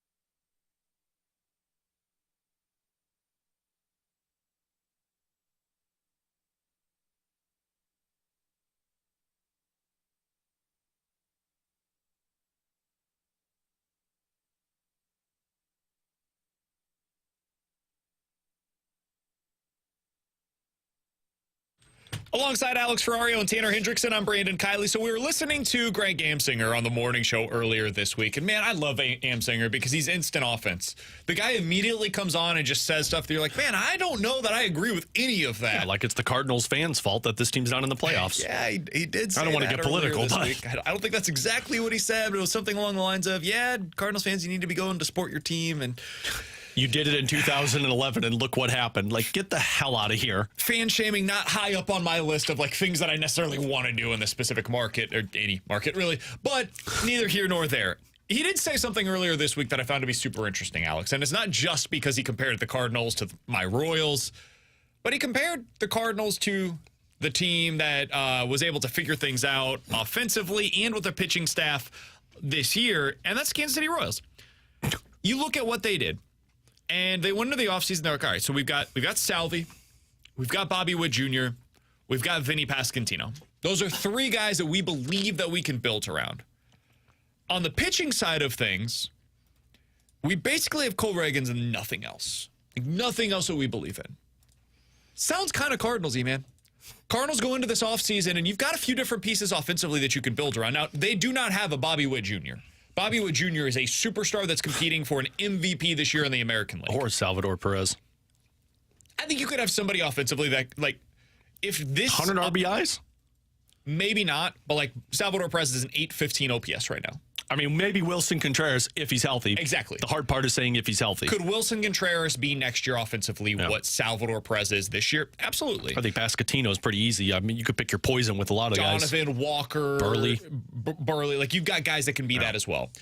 And you probably have more solid contributors without having that superstar that Bobby Witt Jr. is. So offensively, I think you've kind of got some similarities to what the Royals were. Again, without the superstar, that's important, but let's set that aside for a second.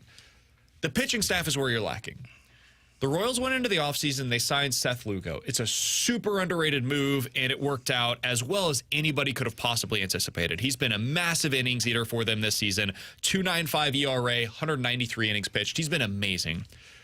They also, Cole Reagans has taken that next step, and over the course of the season, Alex, has a 3.3 ERA as a really young stud starter that they traded for last year at the deadline. And then they signed Michael Wacha to just be really solid, and he's been even more than that. 3.3 ERAs for them this year.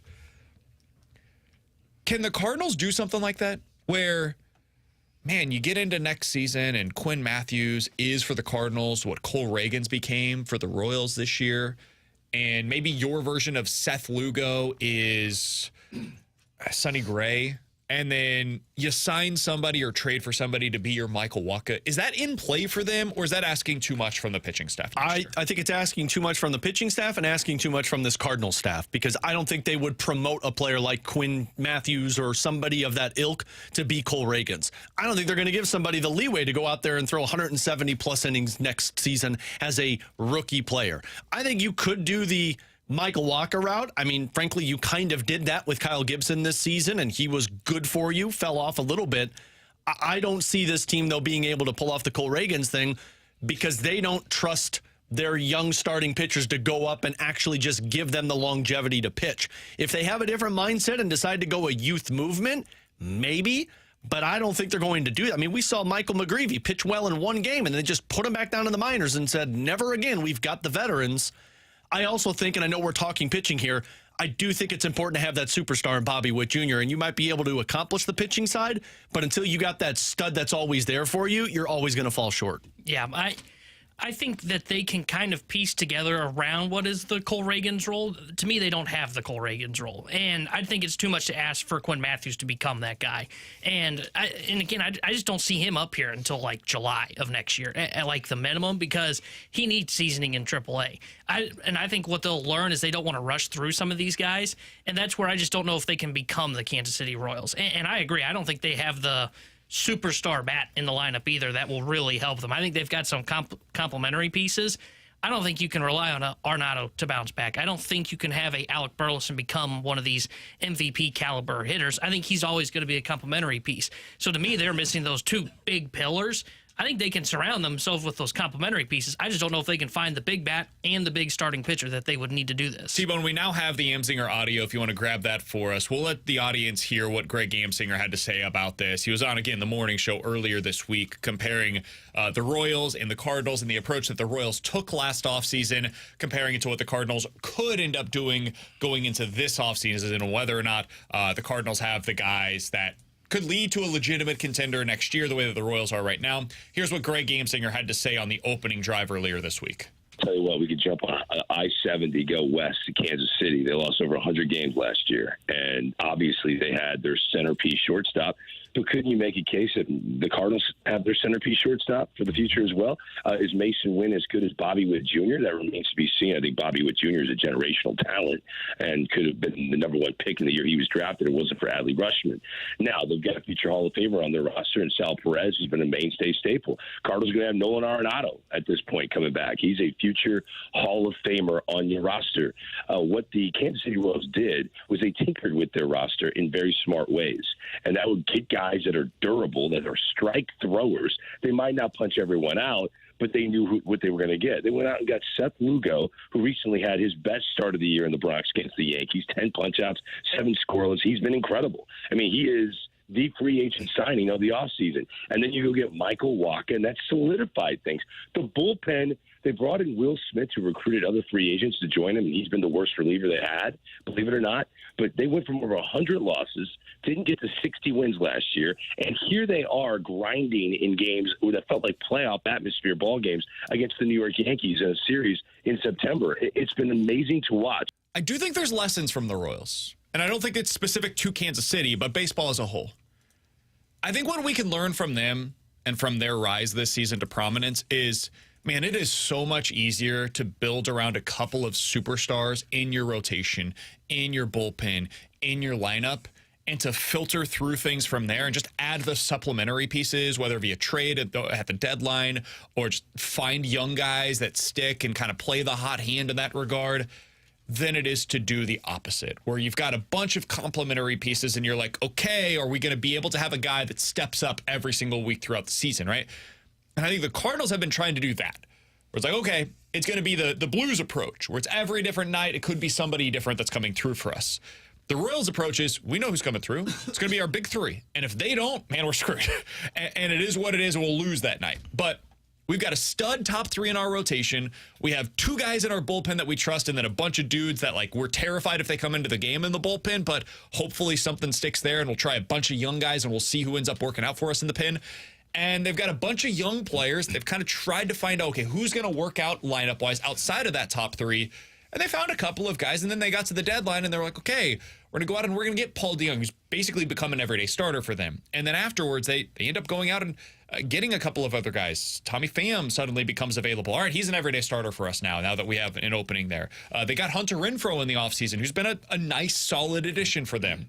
The Cardinals are missing, and I know this is no breaking news to Cardinals fans, but they're missing that top-end talent because they continue to shop in the middle shelf lane. Like they instead of going and reaching for the top shelf alcohol, man, they keep going with the rack. Like what's your house liquor of, whether it's your tequila, your vodka, whatever. Dude, go get the stuff that's not going to make you feel like crap in the morning after you drink it. That's what the Cardinals have been lacking. I don't think they're going to change in that regard, but I really wish they would, because it would allow for them next season to be what the Royals are, or at least over the next couple of seasons. They could be what the Royals are right now. Well, and you got a better bullpen than the Royals. So, like, that's an upper hand. You got that aspect of it for sure. And the pitching side, also the most fragile thing to build around. Of course, but you have depth with it, which is good because it is so fragile. I think your pitching can somewhat perform that way. If you're optimistic about Sonny Gray, if you're optimistic about like the back end of the rotation that can at least hold their ground like an Andre Palante or a Kyle Gibson, and if they would just embrace the fact that some of these rookies might actually have the talent to have success at the majors, I think they can get there. It always comes back to what you said, the top-end superstar on the offensive side, because you've been building it off of a ton of complementary pieces that can just get you there for too long. You thought Goldie and Arenado would get you over the hump, but what you didn't know is that they couldn't get it done in the postseason like some guys can. The problem is always going to be, when do you go get that big player? Because We thought it was Walker. I'm not sure that it's going to be Walker. And this team is very reluctant to say, well, let's go trade a lot of these prospects that we've spent time and put assets into and go trade it for a guy that can do it now for us. Let me ask you this. And again, I know all of this is like pie in the sky because it's not going to happen. But just like theoretically speaking, because I find it to at least be an interesting thought experiment. If the Cardinals signed Juan Soto this offseason, I know, get your laughs out. It's not going to happen. They're not the team that will go in. Like, there will be zero reports of the Cardinals being interested in Juan Soto this year. Well, most of there's going to be changes this offseason, and maybe that's it. For sure. They got $500 million that they're ready to spend. Maybe they fire everybody within the organization. And use that money? We're going to use this money to pay Juan Soto, and he's going to do every job. No front office. We already have not enough coaches. No front office. It's just Juan Soto. He's going to bat second and also be an usher for the first 3 innings. And make all of the trades. Yeah. I'm in. So if they were to sign Juan Soto going into next season and like didn't make a whole lot of other changes this offseason and pretty much brought everybody else back, but declined the option on Lance Lynn and did not bring Paul Goldschmidt back. So like Juan Soto's now in your lineup, Goldie gone, replaces him 1-for-1, and Lance Lynn is no longer here next year.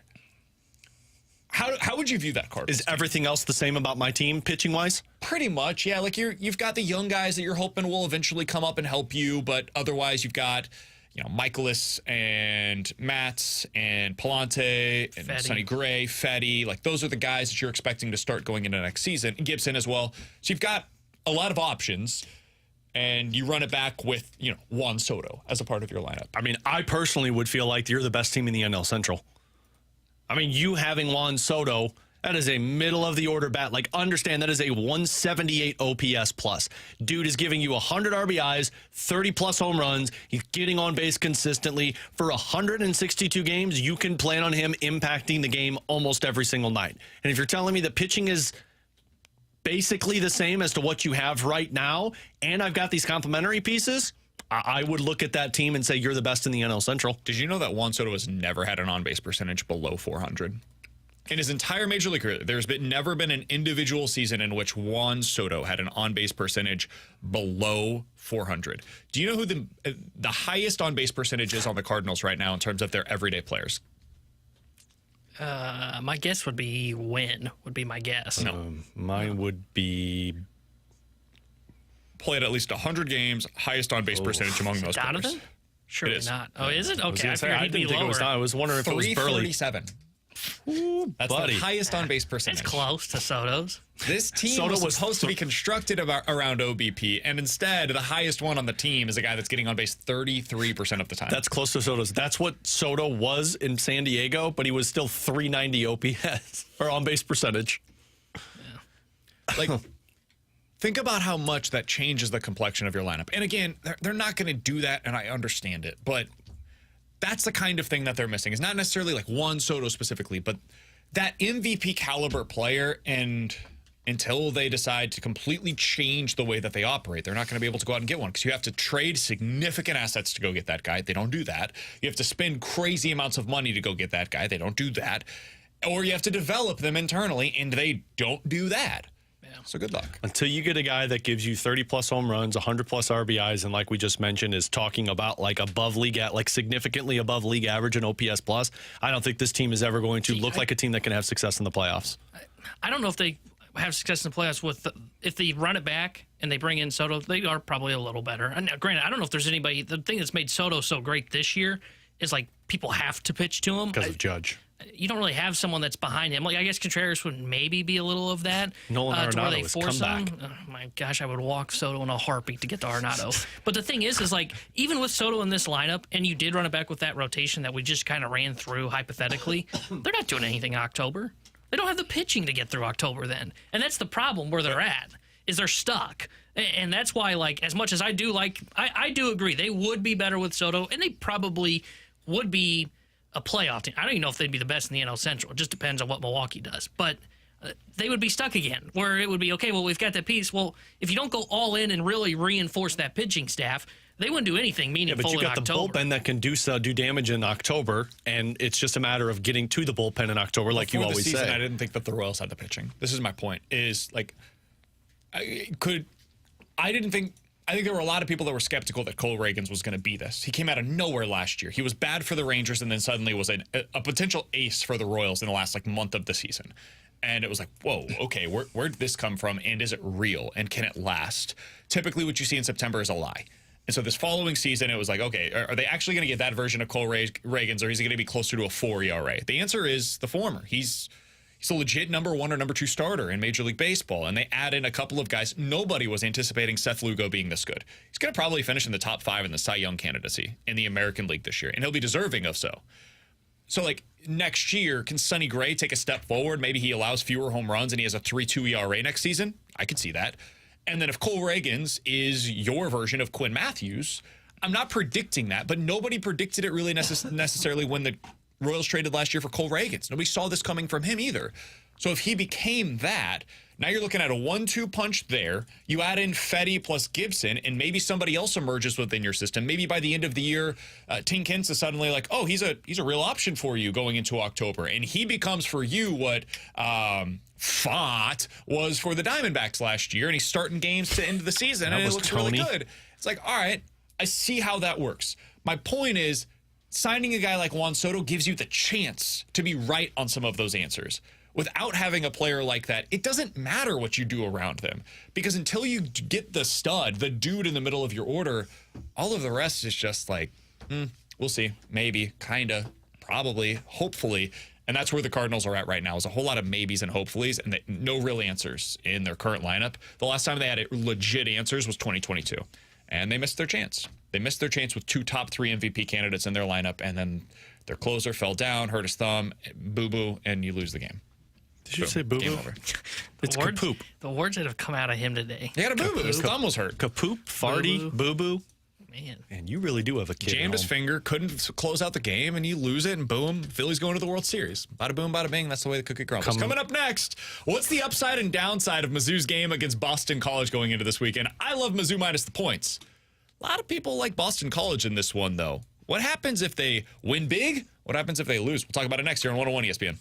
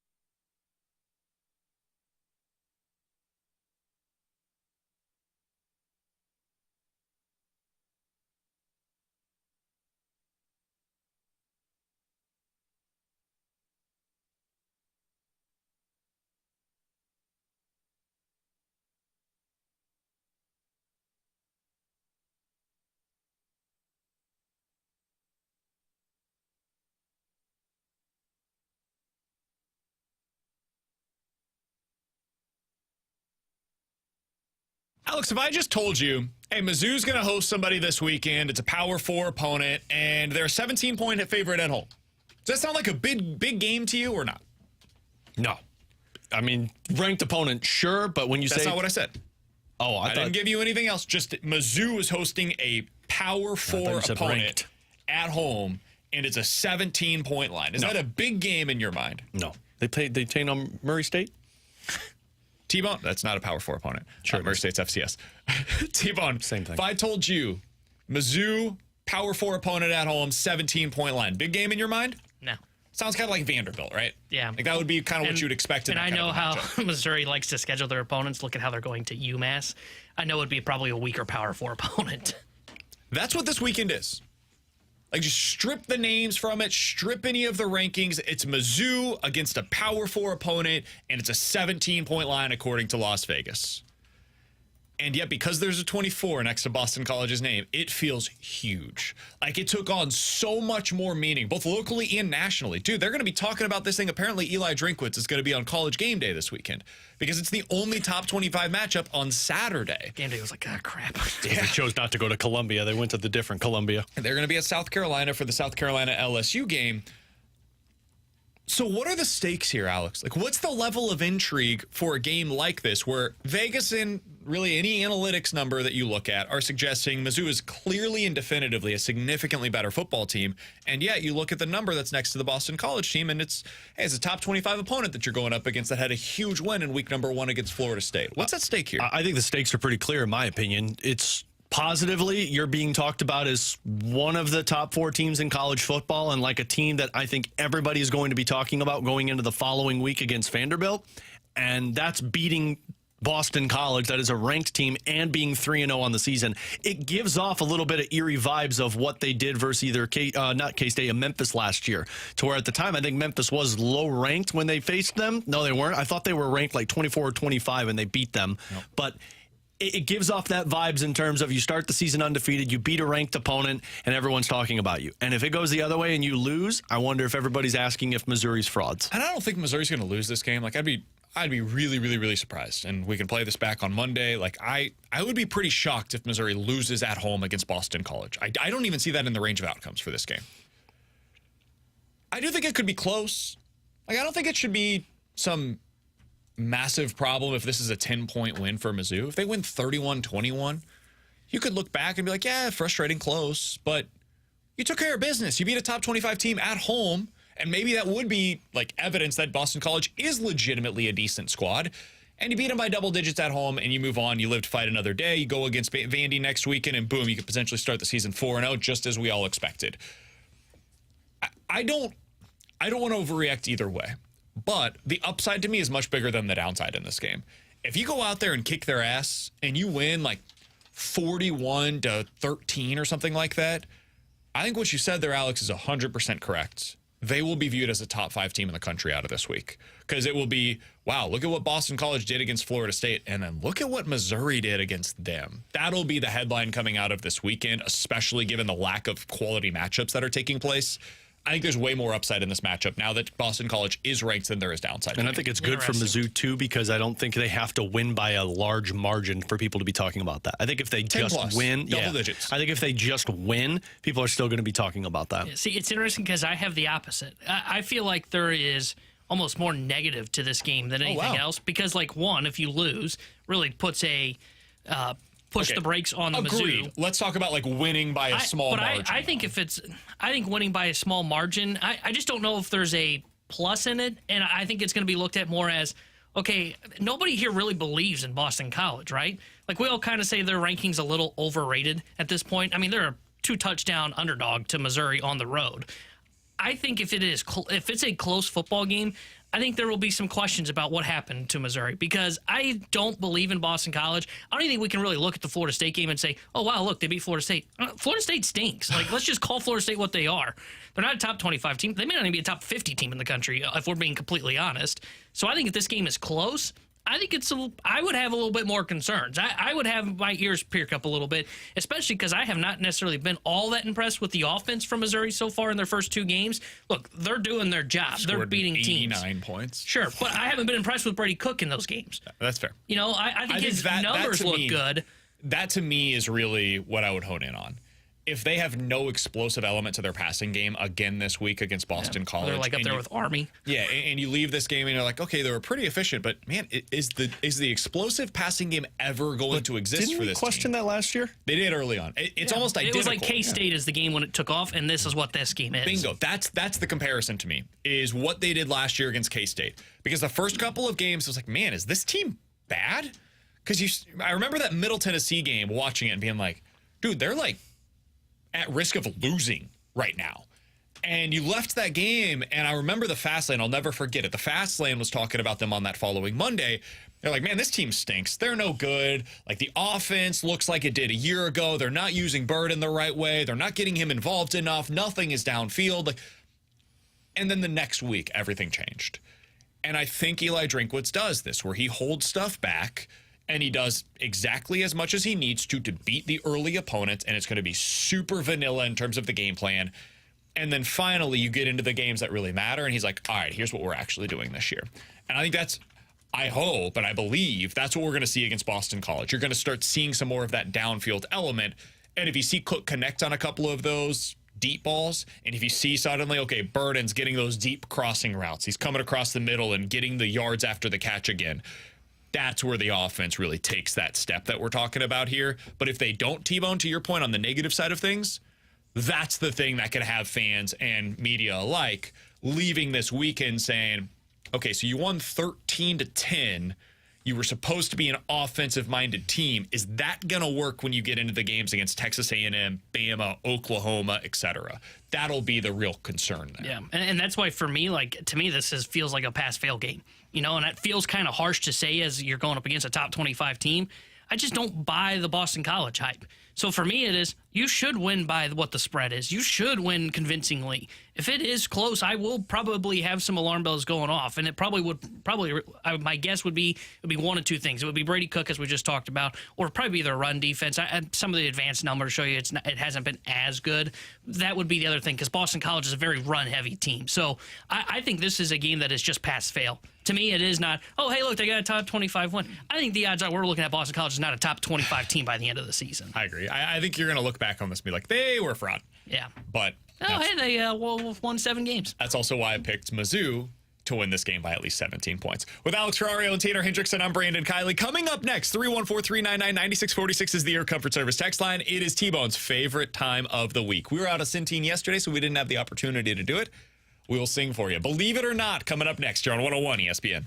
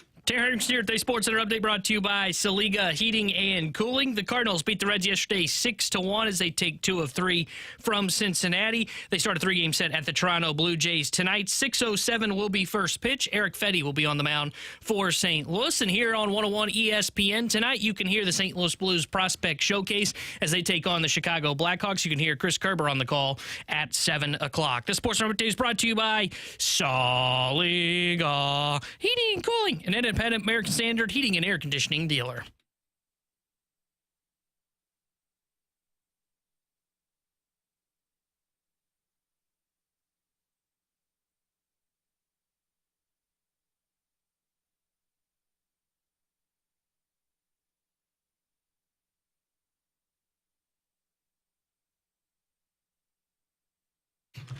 All right, sing it, boys. It is gloomy outside. Pumpkin spice weather. It's flannel weather.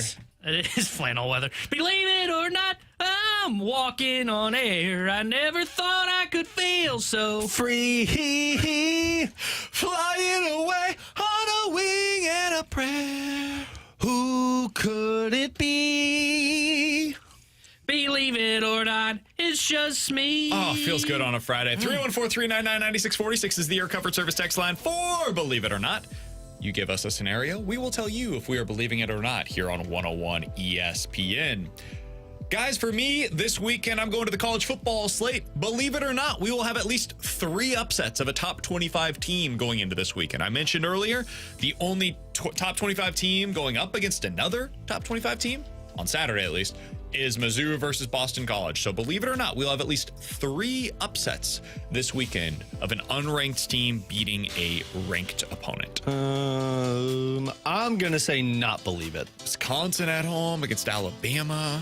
I think that for Pick'em. South Carolina against LSU. I think Wisconsin covers that spread.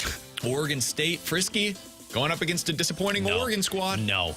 Tulane almost pulled off the upset last week against K-State. They've got Oklahoma. Purdue at home against a disappointing Notre Dame team that lost last week against Northern Illinois. Home against Georgia, so T-Bone loses the Pick'em challenge. Utah State at home against Utah, who is going to be without Cam Rising this weekend. I'll say not believe it still. I think it's going to be a chalk type of weekend where you don't see a whole lot of upsets going on around. Wake Forest at home against Ole Miss. Stop. I'm going to say not believe it. Convincing yourself. There's a couple that do pique my interest. Like I think Purdue can beat Notre Dame. I do like Tulane potentially against Oklahoma. This time they got to go on the road like they hosted K-State last weekend.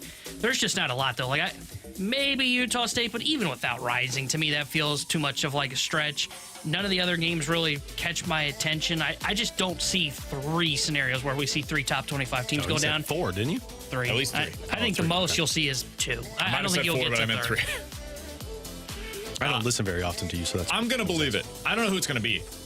But this is the type of... It reminds me so much of 2007, man. That was the year that it seemed like every week a top-ranked team was falling. And I think that we're going to see some of that. If I'm not mistaken, I think 2007 was when App State early on in the season beat Michigan. Sounds right. And it feels like last week was that opportunity with Northern Illinois taking down Notre Dame. It's like, whoa, what is potentially here for us this season? Oregon has not looked impressive. If they go on the road against a rival, Oregon State, and end up losing that game, I don't think anybody should be shocked. I'm not picking it, but it wouldn't come as a huge surprise. So, yeah, I think you get at least 3 top 25 teams that go down this weekend against an unranked opponent. Alex, what do you got for us? Guys, believe it or not, we'll exit out of this prospect showcase talking about either Bolduc or Dvorsky as a legit power play weapon. Ooh. If anybody saw it, DeFrank's put it out. Those 2 guys are on the first unit, both playing wings, which is your power or one-timer spot. I'll say believe it because we can convince ourselves of anything in these kinds of situations. I think they should be really good against the level of competition that they're going against. Not to disrespect. I mean, they've got a couple of good prospect pools that they're going up against, but they've got real chances to succeed against grown-ass men this year. So going up against prospects, they should be very good. So, yeah, I'll say believe it. We'll convince ourselves at least. Here he is. I'm not going to believe it because it is the prospect showcase. They should look good. If they can do it against, like, in training camp. Curmudgeon. It's a Friday, man. Not a curmudgeon, Dude, a realist. We just lived 4 months of the Cardinals. Like, enjoy this a little bit, I know. huh? And they, you know what? They convinced me that they were a decent team, and I was wrong. You're not going to fall for it again? No, I won't fall for it again. I just don't. I'm not going to take anything away from this prospect camp unless it's bad. So my hope is that I don't have to believe this because I expect them to play well. I'd lean more towards Dvorsky on this. I'm going to believe it. Bolduc, I kind of already have seen it on the power play. Dvorsky's the one that I really wonder how many of these they're going to be teeing up for him because he's got a scary good one-timer shot at the power play level. All right, 314-399-9646 is the Air Comfort Service text line for Believe It or Not. Guys, believe it or not, Tom Brady will come out of the broadcast booth to save the Dolphins season. Not believe it. They have to at least call, though, right? Oh, He's the guy that they got in trouble for with the whole, like, that's the other thing. That's why I was like, I don't think they can do this if Miami wanted to. I think they have to at least call him, but no, I don't think he's actually going to come back. Yeah, Phillip Rivers. What's Joe Flacco doing these days? They should call the Rams. Is Jimmy G healthy right now? Suspended. But is he healthy? I think. I didn't realize he was suspended. Flacco's with the Colts as the backup. I thought Flacco had a team. I didn't realize he was with a team already. How long is Jimmy G? 2 games. He's activated after this week. They should call the Rams and see if they can get Jimmy G. The answer is no. He played for the 49ers. He knows the system pretty well. He's not perfect. I don't think he's even good, but he's much better than Skylar Thompson, man. We'll give him Sensor Bennett instead. No. After Jordan Love comes back, they'll call up the Packers and be like, hey, can we have Malik Willis? Oh, God. They'll be like, sure, take him. All right, guys, believe it or not, the Bills' defense will finish in the top 3 in the NFL this year in scoring defense. I'm going to believe it. Wow. I mean, that defense looks good. They've got everything you can ask for in terms of speed, strength. I'm going to believe this one. And I saw what they did against the Cardinals last week, and they were fine. But this week was really the impressive one. I don't think they're top 3. I think they'll be a top 12 to 15 unit, top half of the league, and that'll be enough for them to be a playoff team. Yeah, that's where I am. I'm not going to believe it. I don't think they're going to be a top 3 defense. I mean, you think of some of the best defenses in the NFL, like, it's going to be hard for them to, in my opinion, to be up there with, like, San Francisco, for example. Pittsburgh. Like, I just can't see them there. Yeah, I think you're right. I think they'd be, like, in that 8 to 13 range. But, yeah, I don't think top 3. 314-399-9646, guys. Believe it or not, the Cardinals will exercise Kyle Gibson's option this offseason and trade him. Ooh. That's too much creativity, so I'm going to not believe it. I'm not going to believe that either. I do wonder if they consider doing that with Lance Lynn. I don't think you'd get a lot in return. I don't think you get much, do you? But like, could you get a lottery ticket for him? Probably. 1 year, $11 million? That's probably less than what you'd have to give up on the open market for somebody that gives you the equivalent. Do you think he gets Lance Lynn. more than $11 million on the open market? Because if I'm a team, I might Probably just not. go after him in the free agent and pay $7 or $8 mil over $11 mil. What I'm saying is if the Cardinals decide to bring him back, he's not available via free agency now. And so if a team is going to free agency to get the equivalent of Lance Lynn, it's a limited market. Maybe they actually wanted that style of pitcher that could be available for them for 25 games, kind of similar to what the Cardinals needed last year. And the Cardinals pay down $4 million. You get him for $7 million, to your point, and now you get a little bit of a prospect in return. Well, that's not good money management. That's the thing. I think it would be really a money sense. No, Cardinals are trying to get cheaper, man. I will not believe it because I don't think they would trade Gibson. It is interesting, the thought process for Lynn. But I think if they pick up Kyle Gibson, my hope is that they will look at him and say he's the innings eater, and they try to move Miles Michaelis. That would be my hope. I don't think they'll do that, but I don't think they're going to do either of those things. I think this is going to be a cost-cutting offseason, and so they're not going to like commit themselves to money that they don't have to. So I don't think that they're going to bring back Lance Lynn. I do think they're going to bring back Kyle Gibson. And I don't think they'll trade either of them. He's Alex, that's T-Bone on BK. Coming up next, we're going to hit the BK and Ferrario Rewind and give you a chance to score a pair of tickets to see Blues and Brews next Friday night, September the 20th. So stay tuned for that. You're on 101 ESPN.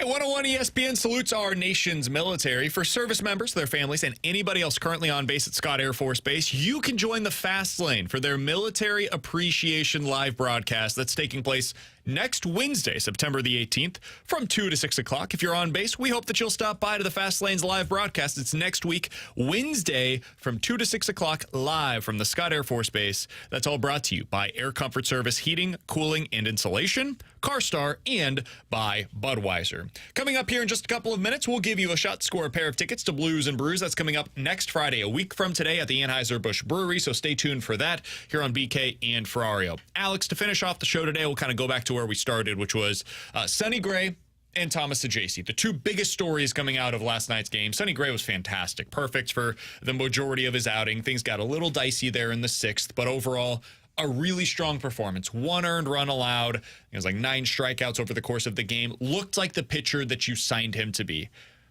We've now seen that for the last few starts from Sonny Gray, where he's looked like the starter we hoped for. Is this giving you confidence of what he can be for the Cardinals in 2025, Alex? Is it changing at all how you feel about the 2024 season for him? I mean, yes, it is, because he looks like that legit top starter for you that when he takes the mound, you're expecting to win the game. And I know a lot of this has been the home run problem. I do have a little bit of concern wondering if that home run problem follows him into next season. But overall, even if it is an issue, he's still going to be talking about lower than a 4 ERA, probably around like 3.5. The strikeout stuff has been really good for the Cardinals this season.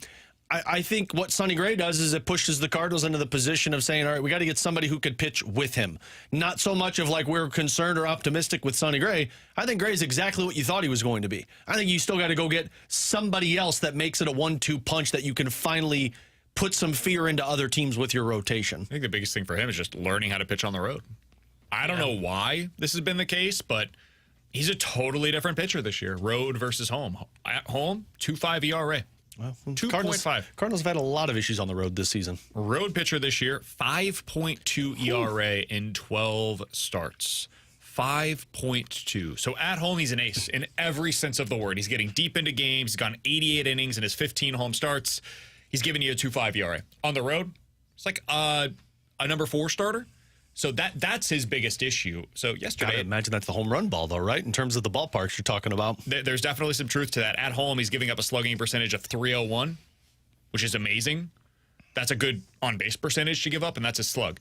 On the road, .509 slug percentage. He's given up 16 home runs in 12 road starts. He's given up 5 home runs in 15 home starts this year. If he can figure that out, he's going to be excellent for the Cardinals next season. So I am gaining a little bit of confidence that that'll be the case, because I think he's just too good of a pitcher to be this bad on the road again next season. And I think what he's done at home is closer to the pitcher that I expect him to be.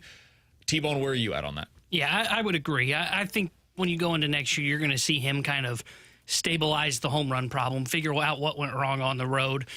Because you look at his career, it's not like the home run ball has been a major issue for him throughout his career. You know, he's done a pretty good job against the home run ball, so I expect that that's going to stabilize.